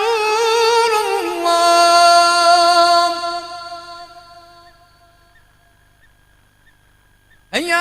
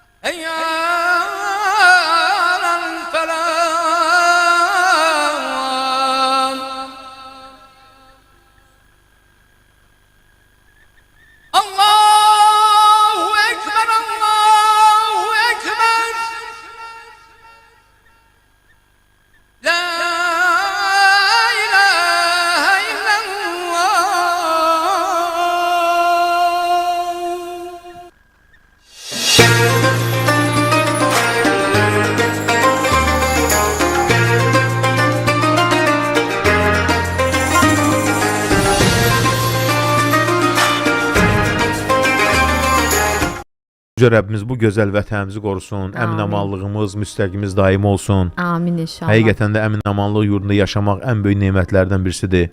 Amin. Uca Allah Teala bütün müsəlmanları qorusun, Uca Allah Teala bu gözəl vətənimizi qorusun, daim bu gözəl yurdumuz üçün dua eləməliyik. Uca Allah Teala şəhidlərimizə qəni-qəni rəhmət eyləsin. Allah Teala əskərlərimizi qorusun, Amin. sağ-salamat ailələrini qovuştursun. Amin. Həqiqətən də əmin-amallıq yurdu insan dünyada baş verən hadisələri görəndə, oxuyanda həqiqətən də insan görür ki, ölkəmizdəki bu əmin-amanlıq böyük bir nemətdir. Bu nemətə görə Rəbbimizə daha çox şükür etməliyik, daha çox çalışmalıyıq, daha çox birlik, bərabərlik olmalıyıq. Aynen. Daha çox həmişəkindən daha güclü rəhbərimizin ətrafında birləşməliyik. Çünki orada bərəkət var, xeyir var. Dua mövzusuna toxunmuşduq biz. Həqiqətən də dua, Ramazanda dualar qəbuldur və üstəlik Ramazan ayında duaların qəbul üçün Peyğəmbərimizin bir müjdəsi var. Və likulli muslimin də'vətun müstəcəbə. Hər bir müsəlmanın deyir, müstəcəb duası var oruc əsnasında və bir də ki, Ramazanın gecəsində. Həqiqətən də ona görə dualar artırmalıyıq. Baxın, bu duanı deyir ki, təkrar etdim, həyatım dəyişdi. Bu gözəl dualardır. Yəni, salih insanların etdiyi dualardır. Bu duaları sizlərlə bölüşürəm ki, şərt deyil, yəni bu duanı eyni ləfzdə oxumaq. Sadəcə dua edərkən bu üslubda dua etmək. Baxın nə deyir? Belə dua etdim deyə Allah mənim dualarımı qəbul etdi. Allahım, ey hey, ey qayyum. Nə gözəl. Yəni qayyum kainatı idarə edən. Ey cəlal və ikram sahibi, yəni ya zəl cəlal və ikram, ya razzaq, ya zəl quvvətil mətin. Bax, ya zəl quvvətil mətin nə deməkdir? Zəl quvvə, güc, qüdrət sahibi. Mənə geniş, halal, təmiz, bərəkətli ruzu ver. Mən öz gücümdən və qüvvəmdən uzaqlaşır, sənin gücünə, qüvvənə sığınanlardan eylə. Yəni, öz nəfsimə güvənmirəm. Ya razzaq, ya zəl quvvətil mətin. Ey Rəhman, ey Rəhim, ey Hey, ey Qayyum. Ey cəlal və ikram sahibi, ey rəhm edənlərin ən rəhimlisi.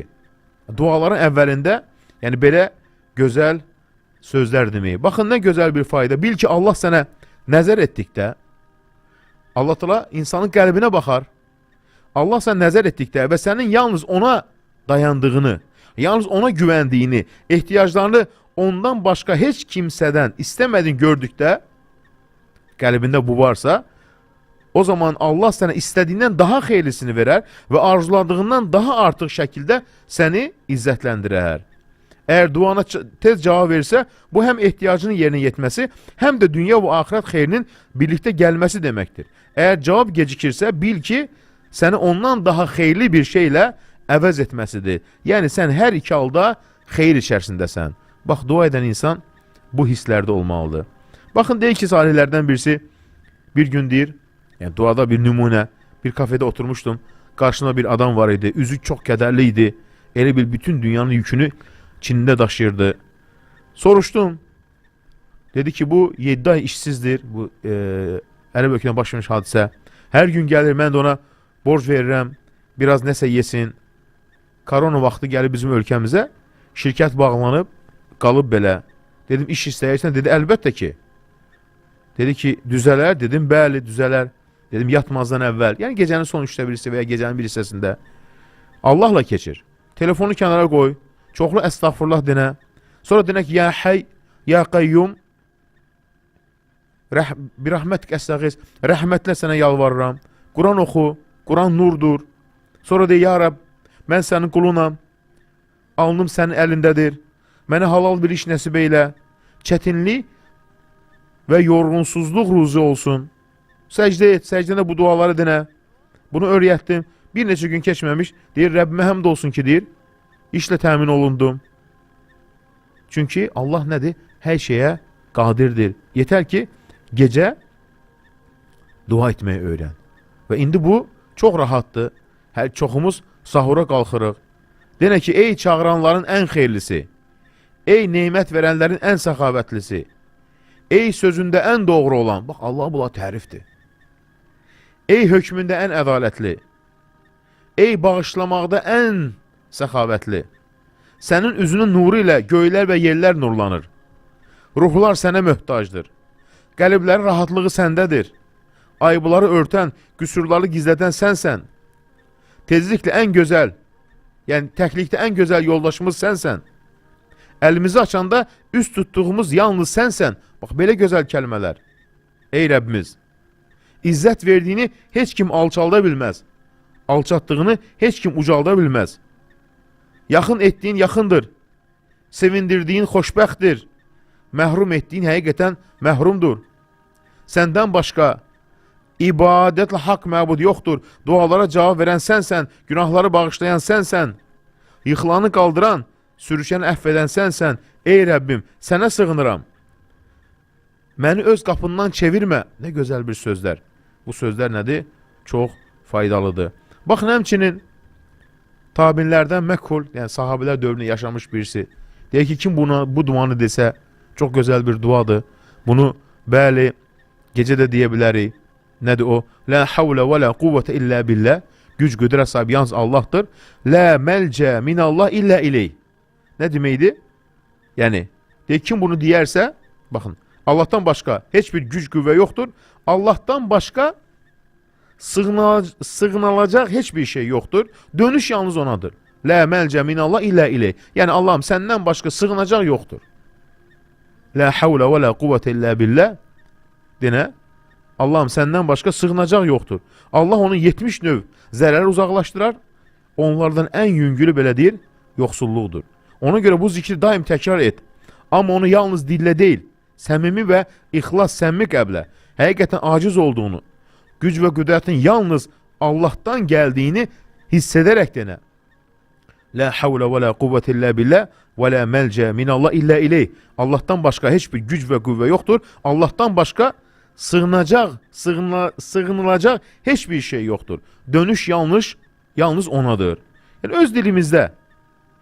Həmçinin baxın, Allah sevgisini qazanmaq nə deməkdir? Əgər Allah səni sevərsə, sənə mələklər göndərər, səni sabit edər, səni ruhlandırar. Bəli, Allah təala mələklər Allahın ordularıdır. Uca Allah buyurur, Rəbbin mələklərə belə vəhiy etdi. Mən sizinləyəm, iman gətirənləri möhkəmləndirin. Başqa bir ayədə buyurur, o yoldaşına dedi, Peyğəmbərimiz sallallahu mağarada, qəm etmə, Allah bizimlədir. Allah onların üzərinə arxayınlıq endirdi və onu sizin görmədiyiniz ordularla dəstəklədi. Baxın, qul bir bəndə itaət edəndə davam edir oruca, davam edir gecə namazına, davam edir zikrə. Ona öyrəşdikcə, onu sevdikcə, az da olsa davam edirsə, Allah öz mərhəməti ilə ona mələklər göndərir. Mələkdə onu itaətə təşviq edir. Ona həvəs verər. Hətta yatağında və yerindən qaldırar, xeyrə yönləndirərlər. Görürsən, insan var, sübh namazı qalan kimi elə vaxtı qalxır. Amma insan günah etdikcə alışır, sevir günahı. Allah onun üzərinə o zaman şeytanları göndərər. Onu daha da günaha doğru itələyərlər, təşviq edərlər. Beləliklə, birinci halda itaəti sevən insan halında mələklər ona köməkçi olar. İkincisi isə şeytanlar. Ona görə az əməl, az da olsa davamlı ol. Baxın, nə deyir Allahım? Gözəl bir dua. Baxın, dua edərkən bu səmimi sözlər mütləq olsun dualarınızda. Allahım, halımı düzət. Gözəl bir söz. Çünki bütün işlərim, yəni Allahım, dinimi düzəlt. Çünki bütün işlərim onunla qorunur. Yəni əsas hər şey nəyin? Dinimdir. Dünyamı düzəlt. Ruzum və yaşayışım oradadır. Ahirətimi düzəlt. Qayıdışım oradadır. Həyatı mənim üçün xeyirli et. Yəni hər günümü yaxşılıqla artır. Ölümü isə mənim üçün hər bir şərdən qurtuluş eylə. Bax, bu dua insanı dünya və ahirət xeyrini neyniyər? Bir yerdə toplayar. Onu deyərkən inan. Allah təala səni düzəltməsə, düzələ bilməzsən. Çox gözəl nədir? Rahat bir dualardan birisi. Həmçinin baxın, Quran-ı Kərim ayələrinə necə dua edilir? Bəzi Quran-ı Kərim ayələri vardır ki, salihlər ondan duada istifadə ediblər. Bax, nə gözəl. Bunlardan birisi Səid ibn Cübeyr. Sahabilər dövrünü yaşayıb. Deyir ki, Zümər surəsində elə bir ayə var ki, insan onu oxuyub, sonra Allahdan istədiyini diləsə, Allah onu verər. Zümər surəsi 46-cı ayə. Yəni, bunu oxuya bilərsən. Baxın, nə deyir? De, ey Allah, ey göyləri və yeri yaradan, ey qeybi də, aşkarı da bilən, qulların arasında ixtilaf etdikləri şeylərdə hökm verən sənsən. Quran-ı Kərimdə ayədir və sonra dua edirsən. Nə gözəl, bax. De, ey Allah, ey göyləri yeri yaradan, ey qeybi də, aşkarı da bilən, qulların arasında ixtilaf etdikləri şeylərdə hökm verən sənsən. Nə üçündür bu? Sənə zülm ediləndə və ya inciliyi olanda, yaxının dünyasını dəyişəndə, qəlbin sıxılanda bu ayəni təkrar et. Sonra Allah Taala'dan istədiyi istə. Çünki qəlbləri çevirən Allah, haqqı üzərə çıxaran Allah, hər şeyin sahibi Allah. Yəni həyatda sevinç də var, kədər də, asanlıq da var, çətinlik də, sağlamlıq da, xəstəlik də, amma hər şeyin hökmü Allahın əlindədir. Zümər surəsi 46-cı ayə. Həmişə yazın bir tərəfə. Dua etməmişdən əvvəl oxuyun, ondan sonra dua edin. Səid ibn Cübeyr and içir Allaha ki, bu elə bir ayədir ki, insan oxuyar, ondan sonra Allahdan istəyərsə, Allah neyniyər? İstəyini ona verər. Züməyə ayəsi. Zümər surəsi 46-cı ayə. Elə belə yazırıq hocam. Bəli, Zümər. Orada yazılır da, yəni ayə belədir. Ey göyləri yeri yaradan, ey qeybi də, aşkarı da bilən, qulların arasında ixtilaf etdikləri şeylərdə hökm verən sənsən. Burada bir Allah nə var? Təslimiyyət var. Gözəl bir ayələrdən birisidir. Həmçinin, baxın, salihlərdən birisi buyurur ki, mən deyir, insan tanıyıram. Yəni, olur da insan bir də görsən, sıxıntısı olur və yaxud da ki, bir problemi olur. Yəni olan şeydir belə şeylər. O zaman Allaha yaxınlaşmaq üçün müəyyən dualar var. O duaları özündə edə bilərsən. Bax, bir kişi tanıyıram. Deyir ki, maddi vəziyyət çox zəif idi. Elə vaxt olur ki, evində heç bir şey olmurdu. Amma heç kimsədən bir şey istəməzdi. Deyirdi, Allah yetər. O qədər təqvalı idi. Ona dedim ki, bu duanı çox de.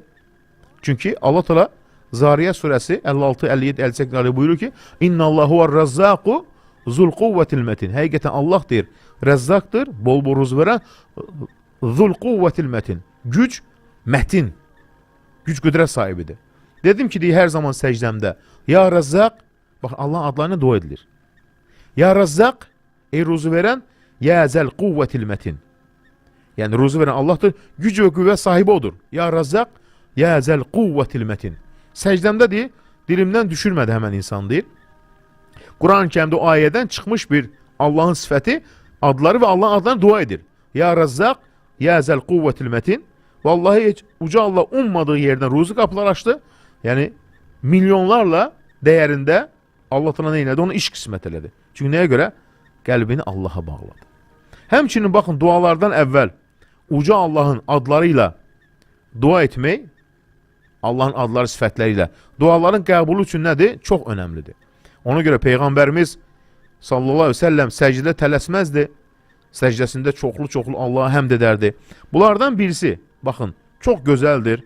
Yəni bunu insan dua etməmişdən əvvəl səcdəsində deyə bilər. Subhanə zil cəbaruti vəl mələkuti vəl kibriyə vəl azəmə. Yəni öz dilimizdə qüdrət, səltənət, böyüklük və əzəmət sahibi olan Allah pak və müqəddəsdir. Yəni duanı belə təriflə başlamaq qəlbi yumşaldır. Bəndə əvvəl Rəbbinin böyüklüyünü etiraf edir, sonra öz ehtiyacını dilə gətirir. Əvvəl onu ucaldırıq, sonra ondan istəyirik. Çünki o cəbarut sahibidir, o mələkut sahibidir, o kibriyə və əzəmət sahibidir. Belə başlayan dua inşallah nədir? Qəbuldur. Qüdrət, səltənət, böyüklük və əzəmət sahibi olan Allah pak və müqəddəsdir. Çox gözəl sözlərdir. Həmçinin bir duada var, Peyğəmbərimizin buyruqlarından birisidir. Bu da, yəni Peyğəmbərimiz bu əvvəl dedim duanı Peyğəmbərimiz səcdə edərdi. Və sonra bir duada var, Peyğəmbərimiz onları edərdi səcdədə. Rükuda da etmək olur, amma səcdədə və yaxud da ki, Ramazan gecələri qalxmısan sahura, əlini qaldır, bu duanı oxu. Bunu deyəndən sonra Allahdan istəkləri istə. Subbuhun, quddusun, Rabbul mələikəti və ruh. Mələklərin və ruhun, yəni Cəbrailin Rəbbi olan Allah pak və müqəddəsdir. Yəni Allah Taala'nı əzəmətləşdirir. Mələklərin Rəbbi sənsən, Cəbrailin Rəbbi sənsən. Yəni mən də əzəmətlisən ki, ey Rəbbim, mən də səndən istəyirəm. Bu Allaha tərifdir. Yəni hər nöqsana uzaqdır və tam pak və müqəddəsdir. O mələklərin və Cəbrailin Rəbbidir. Bu zikir qəlbdə heybət oyadır. İnsan anlayır ki, dua etdiyi Rəbbi adi deyil. O ucaların ucasıdır. Əvvəl onu ucaldırıq, sonra ondan istəyirik. Belə başlayan dua daha səmimi və daha təsir olur. Subbuhun, quddusun, Rabbul mələikəti və ruh. Mələklərin və Cəbrailin Rəbbi olan Allah pak və müqəddəsdir. Çox gözəl nədir? Dualardan birisidir. Həmçinin baxın, bir növ dualar da vardı ki, Peyğəmbərimiz sallallahu aleyhi ve sellem ruzu üçün istəyib. Xüsusi bir dualardır. Yəni hər zaman istədiyin kimi Allahdan ruzu istəyə bilərsən. Bir də ki, Peyğəmbərimizin öz mübarək dilindən gələn duaları var. Yəni Peyğəmbərimiz bu duaları özü edib. Özü edib Peyğəmbərimiz. Çox rahat dualardır.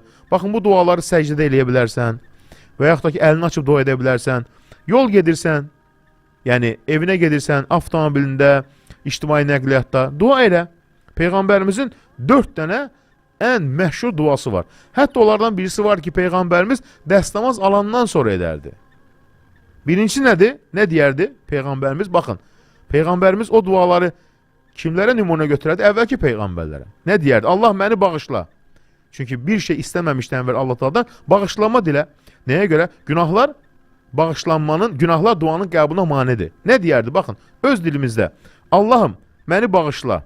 Mənə rəhm eylə. Nə gözəl. Allah rəhm etsə sənə, bütün bəlalar qaldıracaq, bütün dua qapılar açılacaq. Allah məni bağışla. Mənə rəhm eylə. Məni doğru yola yönəlt. Mənə afiyyət və ruzu ver.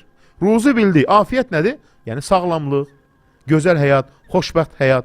Baxın, çox gözəl sözdür. Çoxlarımız bu duanı etmirik. Allahım məni bağışla, mənə rəhm eylə, məni doğru yola yönət, mənə afiyyət və ruzu ver. İkinci duası Peyğəmbərimizin ən çox etdiyi dualardan birisidir. Allahım, mal dövlətimi, övladlarımı çoxalt, mənə verdiyində bərəkət ver.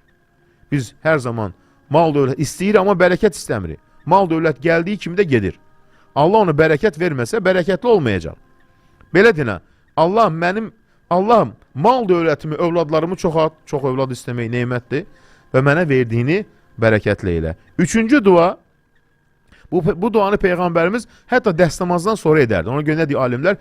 Çoxlarımız evlərimizdən bərəkətin getməsinin səbəbi odur ki, bu duanı xüsusilə dəstəmazdan sonra etmirik.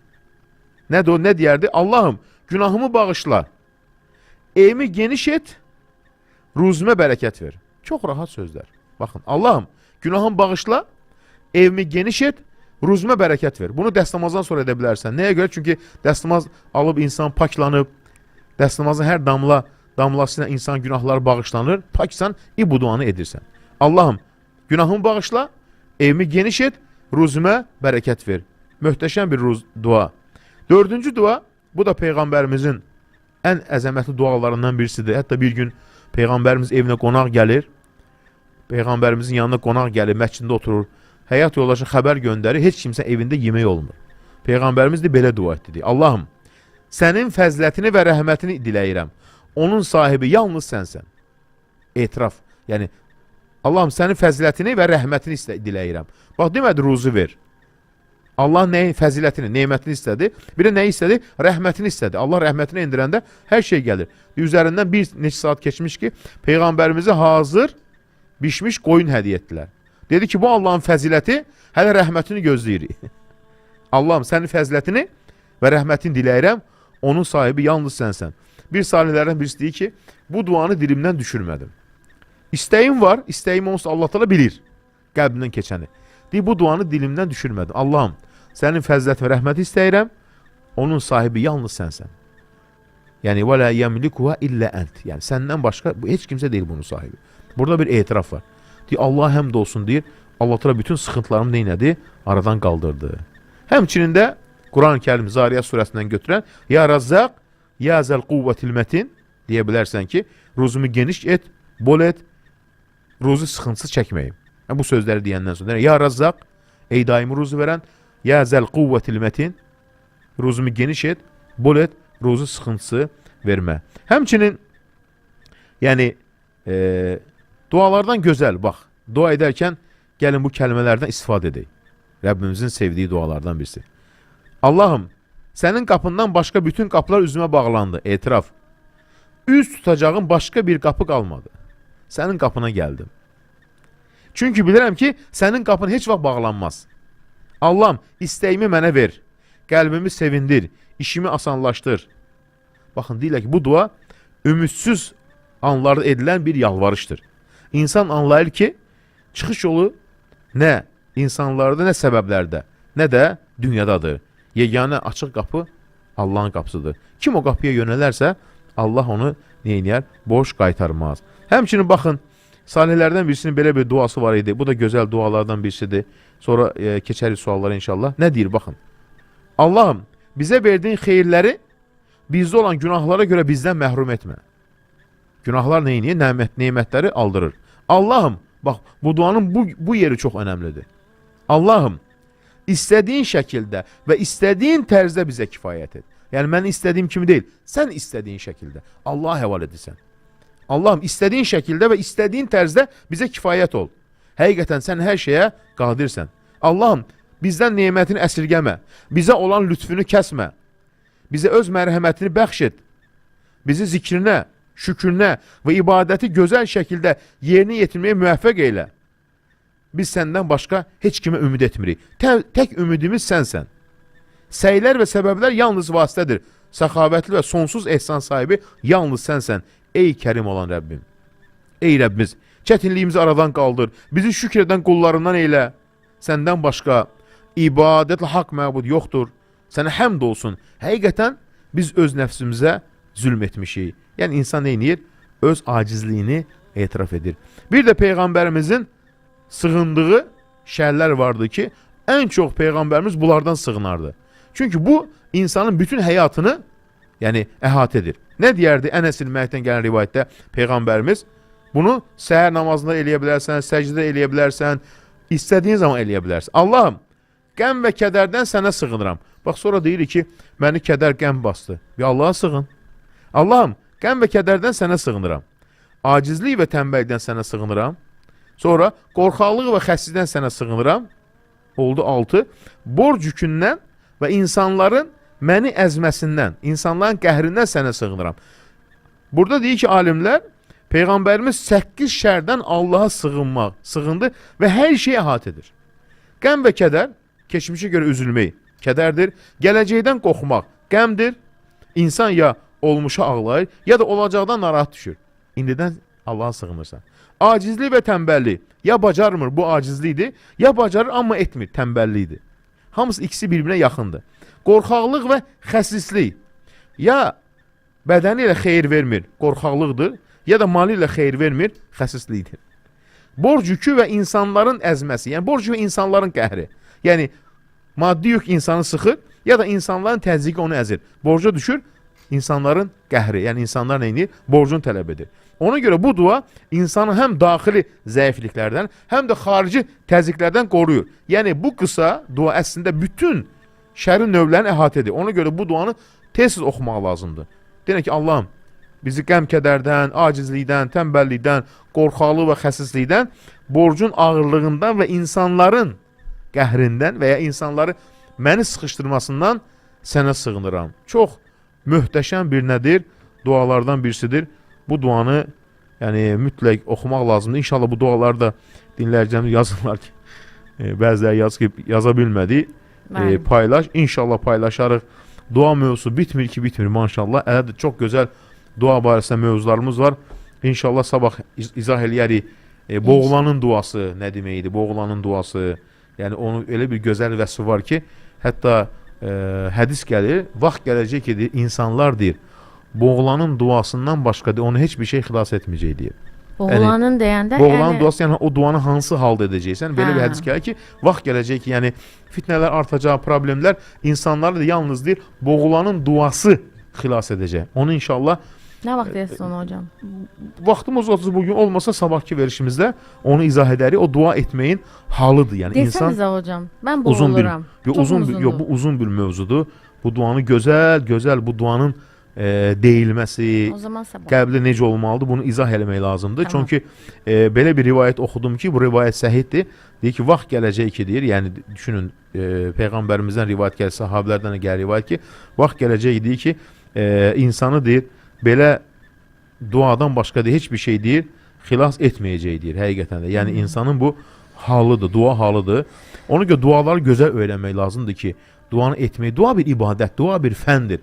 Bunu mütləq gözəl öyrənmək lazımdır. Həqiqətən də dua, yəni biz dua edirik, elə deyil. Duanın hər bir şeyin ədəbi var. Dəstəmaz, namazın qaydası var deyə hər bir duanın da öz ədəbi var. Duanın da deyilmə forması var. Rəbbimiz inşallah bütün elə edəcək ki, duaların sirlərini hamısına toxunacaq ki, Rəbbimiz bütün dualarımızı bu Ramazanda qəbul etsin. Və ya Ramazandan sonra, gələn Ramazana qədər necə salihlər deyərdilər ki, mən dua edirəm, tələsmirəm deyir. Ya Ramazanda verir, ya da gələn Ramazana qədər istəklərimin hamısını Rəbbim deyir, mənə bəxş edir. Amin inşallah. Hocam Peyğəmbərimizin dediyi duanı istədilər, amma inşallah duaları bu günləri Instagram səhifəsində və TikTokda paylaşacaq hocam. O duanı paylaşacağam. O Peyğəmbərimizdən məşhur 4 dənə duadır. Ona deyirlər ki, ruzi duası, sıxıntı duası. İnşallah paylaşacağım, narahat olmasın. Tamam. Hocam onda suallara keçirəm, mümkünsə tez-tez cavab verək. Bəli. Mən bilmək istərdim, tək oturub Allaha sığınıb dua etmək bu önəmlidirmi? Ona deyirlər ki, Allahla xəlvətdə qalmaq deyirlər. Nə deməkdir? Yəni insan deyir, özü üçün deyir, gün ərzində bir vaxt ayırsın. 15 dəqiqə olar, 20 dəqiqə olar, 1 saat olar, yarım saat olar. Çəkilsin bir kənara. Yəni bu şərt deyil evdə olmaq. İş yerində də olar. Yol gedirsən avtomobilində. Hələ vaxt o anda da olar. Yəni Allaha öz dərdini danışırsan. Amma daha yaxşı olar ki, bunu gecənin son 3də 1 hissəsini edəsən. Yəni sübh namazından bir saat, yarım saat qalmış. Çəkil evin bir kənarında, dəstəmaz al, qibləyə otur. Birinci Allaha çoxlu zikirlər elə, ondan sonra həmd sənalar elə, ondan sonra dərdini Allaha danış, sıxıntını danış. Sil ürəyini dua elə ki, Allahım, acizəm, möhtacam. Bütün qapılar bağlanıb, sənin qapından başqa tanımıram, əlacsızam. Mənə bir yol göstər. Buna deyirlər ki, Allahla xəlvətdə qalmaq və bu çox önəmlidir duaların qəbul olması üçün. Allah razı olsun. Sizi dinləyə-dinləyə süfrə hazırladım. Bugün ilk dəfə idi oruç tutmuşdum. Allah deyir imkan versin, sona qədər tutum. Allah qəbul etsin. Allah qəbul etsin. Maşallah, maşallah. Hocam, Allah elminizə bərəkət versin. Tək qulaq astığım ilahiyyatçı sizsiniz. Çox sağ ol. Hamısını deyil. Bilmək istəyərdim ki, ona görə deyir ki, hocam, sizin deyəcəyinizə uyğun hərəkət eləmək istəyir. Bilmək istəyərdim ki, makyajlı halda dəstəmaz almaq olarmı? Məsəl üçün, yaxşı yumasan, tuş və ya krem getmir. Elə halda dəstəmaz almaq olarmı, yoxsa mütləq makyaj silinməlidirmi? Olar dəstəmaz almaq. Məsələn, deyir, bir şey soruşmaq istəyirəm sizdən. Deyirlər ki, filan arzuna çatmaq üçün 100 dəfə oxu, 1000 dəfə oxu, 40 min dəfə oxu surəni. Məsəl üçün, Fatihə surəsini deyirlər ev almaq üçün 40 min dəfə oxu. Bu həqiqətdirmi? Yəni, dinimizdə belə bir şey varmı? Yoxsa bu nədir? Numerologiyadırmı? Yox, Peyğəmbərimizdən müəyyən zikirlər var. Misal üçün ki, səhər axşam zikirlərində var. 100 dəfə bunu dinə, sadəcə səhər axşam zikirlərində var. Amma onun xaricində indi tezə bir şey yayılıb. 40 min dəfə deyir, ixlası oxu, evində olacaq. 40 min dəfə Fatihə, yoxdur elə bir şey. Amma nə var onun əvəzində? Elə 40 min dəfə əstəğfirullah dinə. Çünki əstəğfirullah çox demək, duaların qəbuluna səbəbdir. Bunu hardan bilir? Nuh surəsi 12-ci ayə, Quran-ı Kərim və yaxud da Hud surəsi 3-cü ayə. Ona görə də suranı bu qədər oxu, belə şey olacaq. Peyğəmbərimizdən belə şeylər yoxdur. O insanlar özlərindən düzəldiblər. Mən Rus sektorunu bitirmişəm. Quran-ı Kərimi Rus dilində oxumaq deyirlər günahdır. Nə qədər doğrudur? Məni soydurlar. Niyə günah olsun ki? Yəni Quran-ı Kərimi biri ingilis dilində oxuyar, biri nə bilim fars dilində oxuyar öz dilində, biri Azərbaycan dilində, biri türk dilində və s. də. Yəni bu niyə günah olsun ki? Yoxdur belə şeylər. Bilmirəm bunu kim özündən belə fətvalar verir. Yəni cəmaatı da Qurandan dindən yəni, soyutmuyor. Belə fikir verməsinlər yəni belə şeylərə. Yəni çünki bu absurd bir şeydir. Yəni elə çıxır ki, bütün dünya müsəlmanları Quran oxumaq üçün mütləq ərəbcə öyrənməlidir. Yəni. Bütün insanlar ərəbcə öyrənə bilməz axı. Mümkün də deyil axı. Əssalamu aleykum. Bu dünyadakı başımıza gələn dərd və bəlalar bizim öz etdiyimiz əməllərimizin mi qarşılığıdır?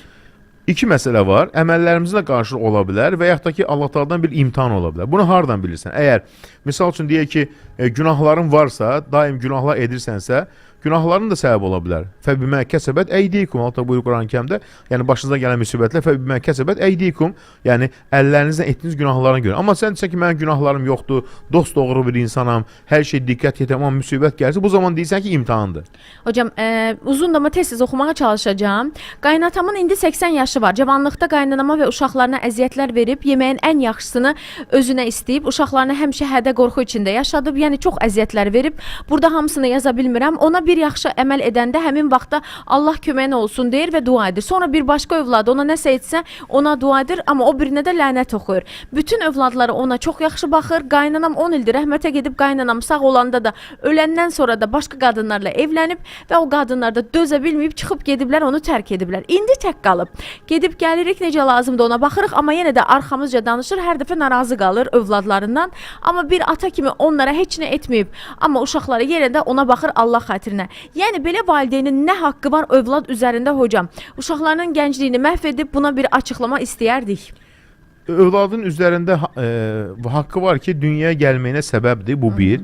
İkinci də ki, baxın, özünüz də dediniz, heç nə eləyim, amma biz Allah üçün edirik. Allah üçün edirsinizsə, niyə narahat olursunuz? Yəni narazıdır. Qoy narazı olsun. Dedi axı bir məsələ, 15 il atası bunu tanımır, amma məscidə aparır. Atası deyir ki, sən kimsən? Alzheimer xəstəsi. Deyirlər ki, sən axı səni tanımır. Nə deyir? Allah ki tanıyır. Yəni sən yaxşılıq edirsənsə, Allah bilir. Sən Allah üçün edirsənsə, bunun mükafatı Allah Teala sənə evladlarından verəcək. Qoy nə layiq danışsa da, səni incitsə də, hətta arxanca pis danışsa da, sən Allah üçün edirsən. Hə qaldı ki, bizim üçün heç nə eləməyib, eləməsin bizim üçün. Eləmədiyinə görə Allah hesab verəcək. Sən də öz əməlinə görə hesab verəcəksən. Altına bu Quran-ı Kərimdə və la tezir vaziratun vizra uxra. Heç kimsə heç kimsənin günahını daşımaz. Sən özünü düşün. Valideyn səhv edib Allah hesab verəcək. Sən yaxşılığını etməyə davamlı olmalısan. Allah razı olsun. Hocam bizim dinimizdə belə bir şey varmı? Məsəl üçün 52-ci günü, 40-cı günü Yox, ola adətlərdir hamısı. Ha, yəni dinimizdə belə bir Yox, buyruq yoxdur hamısı hocam. adətlərdir. Allah razı olsun sizlərdən. Cümləmizdən. Bir insanın dünyası dəyişdikdən sonra evində baş verən yaxşı və pis nəsə ona əyan olarmı? Bir də dünyasını dəyişən insana rəhmətlik filan kəs demək doğrudurmu?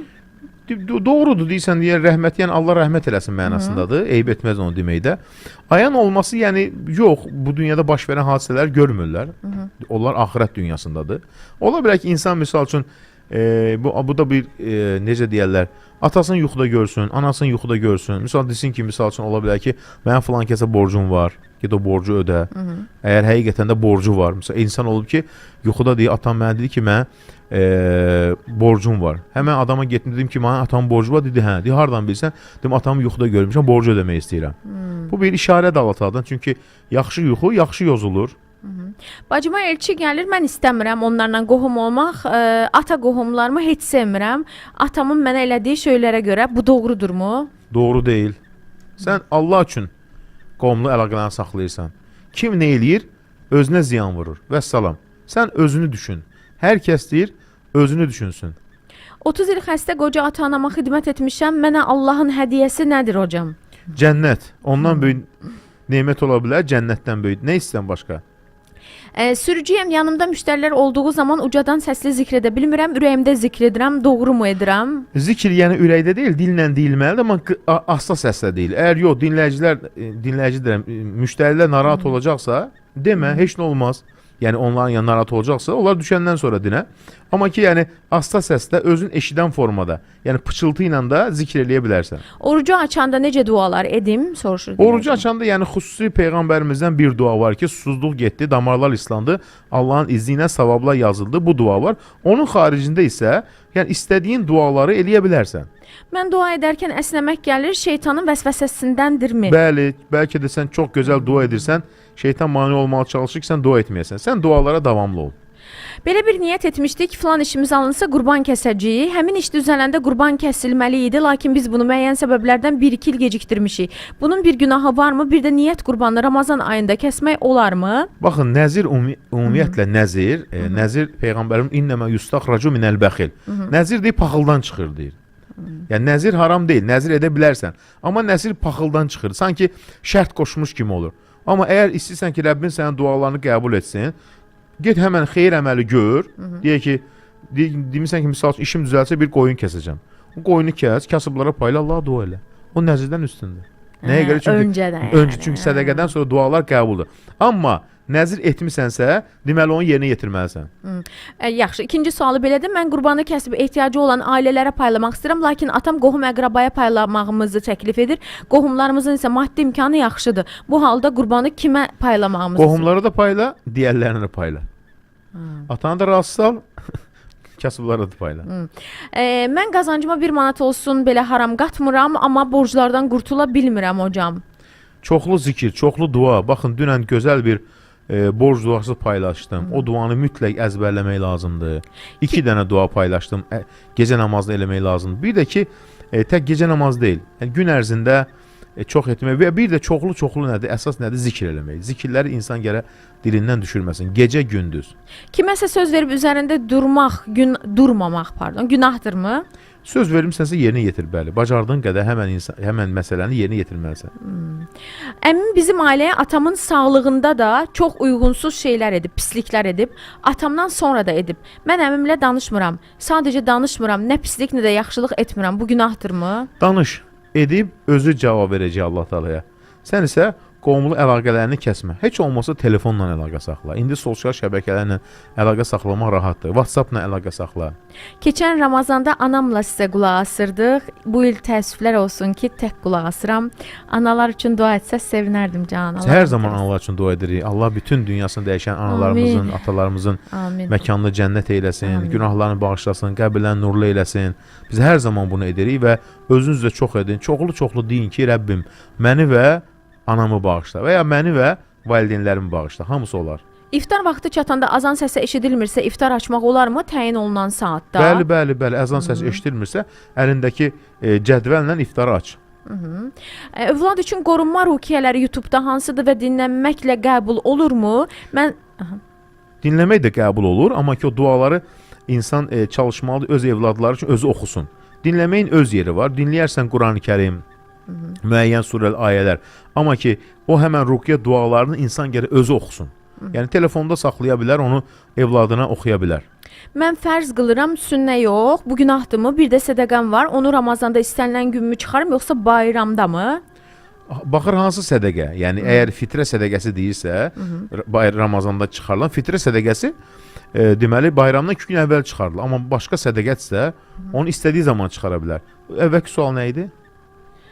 Üzr istəyirəm hocam. Dedi ki, onu Ramazanda mı? Hə, bir də bayramda mı? Onu soruşdu. Hə, sadəcə fərz qılıram, sünnə qılmıram. Vacib olan nədir? Fərz namazlarıdır. Amma namazlara bağlı olan müstəhəb namazları var. Sünnə namazı, müstəhəb namaz deyilir. O namazları qılmaq vacib deyil. Sadəcə qılsan savab qazanırsan, tərk etsən günah qazanmırsan. Hocam dua vaxtıdır. Dualar eləyin, amin deyin. Həqiqətən də bir yerdə dua etmək Rəbbimizin ən böyük nemətlərindən birisidir. Dua eləyək, amin deyək. Uca Rəbbimiz bütün dualarımızı qəbul eyləsin, oruclarımızı qəbul eyləsin. Amin. Ey Rəbbimiz, həmd yalnız sənə məxsusdur. Səndən başqa ibadət haqq məbud yoxdur. Sən təksən, heç bir şərikin yoxdur. Lütufkar və səxavətlisən. Ey səmaların yerin xaliqi, ya zəlcəlal və ikram, ya hayy ya qayyum. Allahım, sənin əzəmətli adınla səndən diləyirik. Şahid edirik sən Allahsan, səndən başqa ibadət haqq məbud yoxdur. Sən təksən, heç kəsə möhtac qalmayan, doğmamış və doğulmamısan, heç bir tayın bənzərin yoxdur. Allahım, sənin sonsuz salam və salavatın olsun Peyğəmbərimizə, onun əhl-i beytin əshabilərinə. Ey Allah, ey Rəbbim, ey imdada yetən, bizə mərhəmət et, dualarımızı cavabsız qoyma, bizi öz qapından geri çevirmə. Qəlbimizi özünə bağla, bizi yalnız sənə möhtac eylə. Ey hər şeyə qadir olan Rəbbim, səndən istəyirik və bilirik ki, verən də sənsən. Ey dərdlər aradan qaldıran, ey qəm-kədər yox edən, ey Rəhman, ey Rəhim, ey bağışlayan və mərhəmətli Allah, bizə rəhm eylə, bizə sağlamlıq ver, bizi bağışla, ey Rəbbimiz, ey kömək edən, ey ol deyən və hər şeyi var edən Rəbbimiz, sənin istədiyin hər şey olur, biz də sənin razılığını istəyirik, istəyinlə bizə uğur, müvəffəqiyyət, bağışlanma, sağlamlıq və bu dünyada, axirətdə də davamlı afiyyət nəsib eylə, ey mehriban Allah, ey ərşin sahibi, ey istədiyini edən Rəbb, səndən elə bir qüdrətinlə istəyirik ki, heç kim ona mane ola bilməz. Elə bir nurunla istəyirik ki, onunla göylər, yerlər nurlanır. Allahım, bizi çox düşünməkdən və narahatlıqdan uzaq eylə, qəlbimizə və zehnimizə rahatlıq nəsib eylə. Ey Rəbbimiz, səbirlə gözlədiyimiz şeyləri bizim üçün gerçək eylə. Bizi həm bu dünyada, həm də axirətdə xoşbəxtlik nəsib eylə. Allahım, dualarımıza cavab qapısını aç. Ey çarəsiz dua etdikdə onu cavabsız qoymayan Rəbb, ey bir şey ol deyən və olan Allah, Allahım, bizi ümidsіз buraxma, bizi qorxduğumuzdan aman, umduğumuzdan daha gözəl bəxş eylə, bizi salih qulların sıralarına daxil eylə. Allahım, bizi öz səxavət dənizindən əliboş çevirmə. Ya Allah, ya Əhəd, ya Vahid, ya Hayy, ya Qayyum, sənsən ucalar ucası. La ilahə illə əntə subhanək, innə kunnə minəz zalimin. Səndən başqa ibadət haqq məbud yoxdur. Sən paksən, müqəddəssən. Ey Rəbbimiz, biz öz nəfsimizə zülm etmişi deyib, Yunus Peyğəmbərin duası ilə səmaların qapılarını döyürük. Ya Hayy, ya Qayyum, ya Mənnən, ya Zəlcəlal və İkram, səni zikr etmək, sənə şükr etmək, sənə layiqincə ibadət etmək üçün bizə yardım eylə. Ya Razzaq, ya Mu'ti, ya Muqit, iman nemətini bizim ailəmizdən məhrum etmə, qəlbimizi imanla diri saxla, bizi səndən uzaq etmə, dünya nemətlərini də bizə halal, bol, bərəkətli şəkildə nəsib eylə, bizi izzətli eylə, ehtiyat içində qoyma. Allahım, ruzumuzu bol bərəkətli eylə, ev olmayanlara geniş ev, rahat ev nəsib eylə, evlənməyənlərə gözəl, xeyirli ailə qurmağı nəsib eylə, övladlarımız sənə itaat edən, səni sevən, sənin yolunda sabit qalan bəndlərinə ilə, sıxıntısı olandan sıxıntısı aradan qaldır, borcu olandan borcunu ödə, dərdi olanlara fərəh ver. Ya Razzaq, ya Muqit, ya Mu'ti, nemət verən sənsən, biz də sənə möhtacıq, bizi öz qapından əliboş qaytarma. Ya Qani, ya Qahir, ya Qahhar, ya Qavi, ya Qadir, ya Muqtedir, ya Mətin, ya Quddus, ya Muheymin, ya Əziz, ya Azim, ya Cəbbar, ya Məlik, Ya zəl quvvetil mətin. Sən hər şeyə qadir olan, kainatda heç bir şey səni aciz qoya bilməz.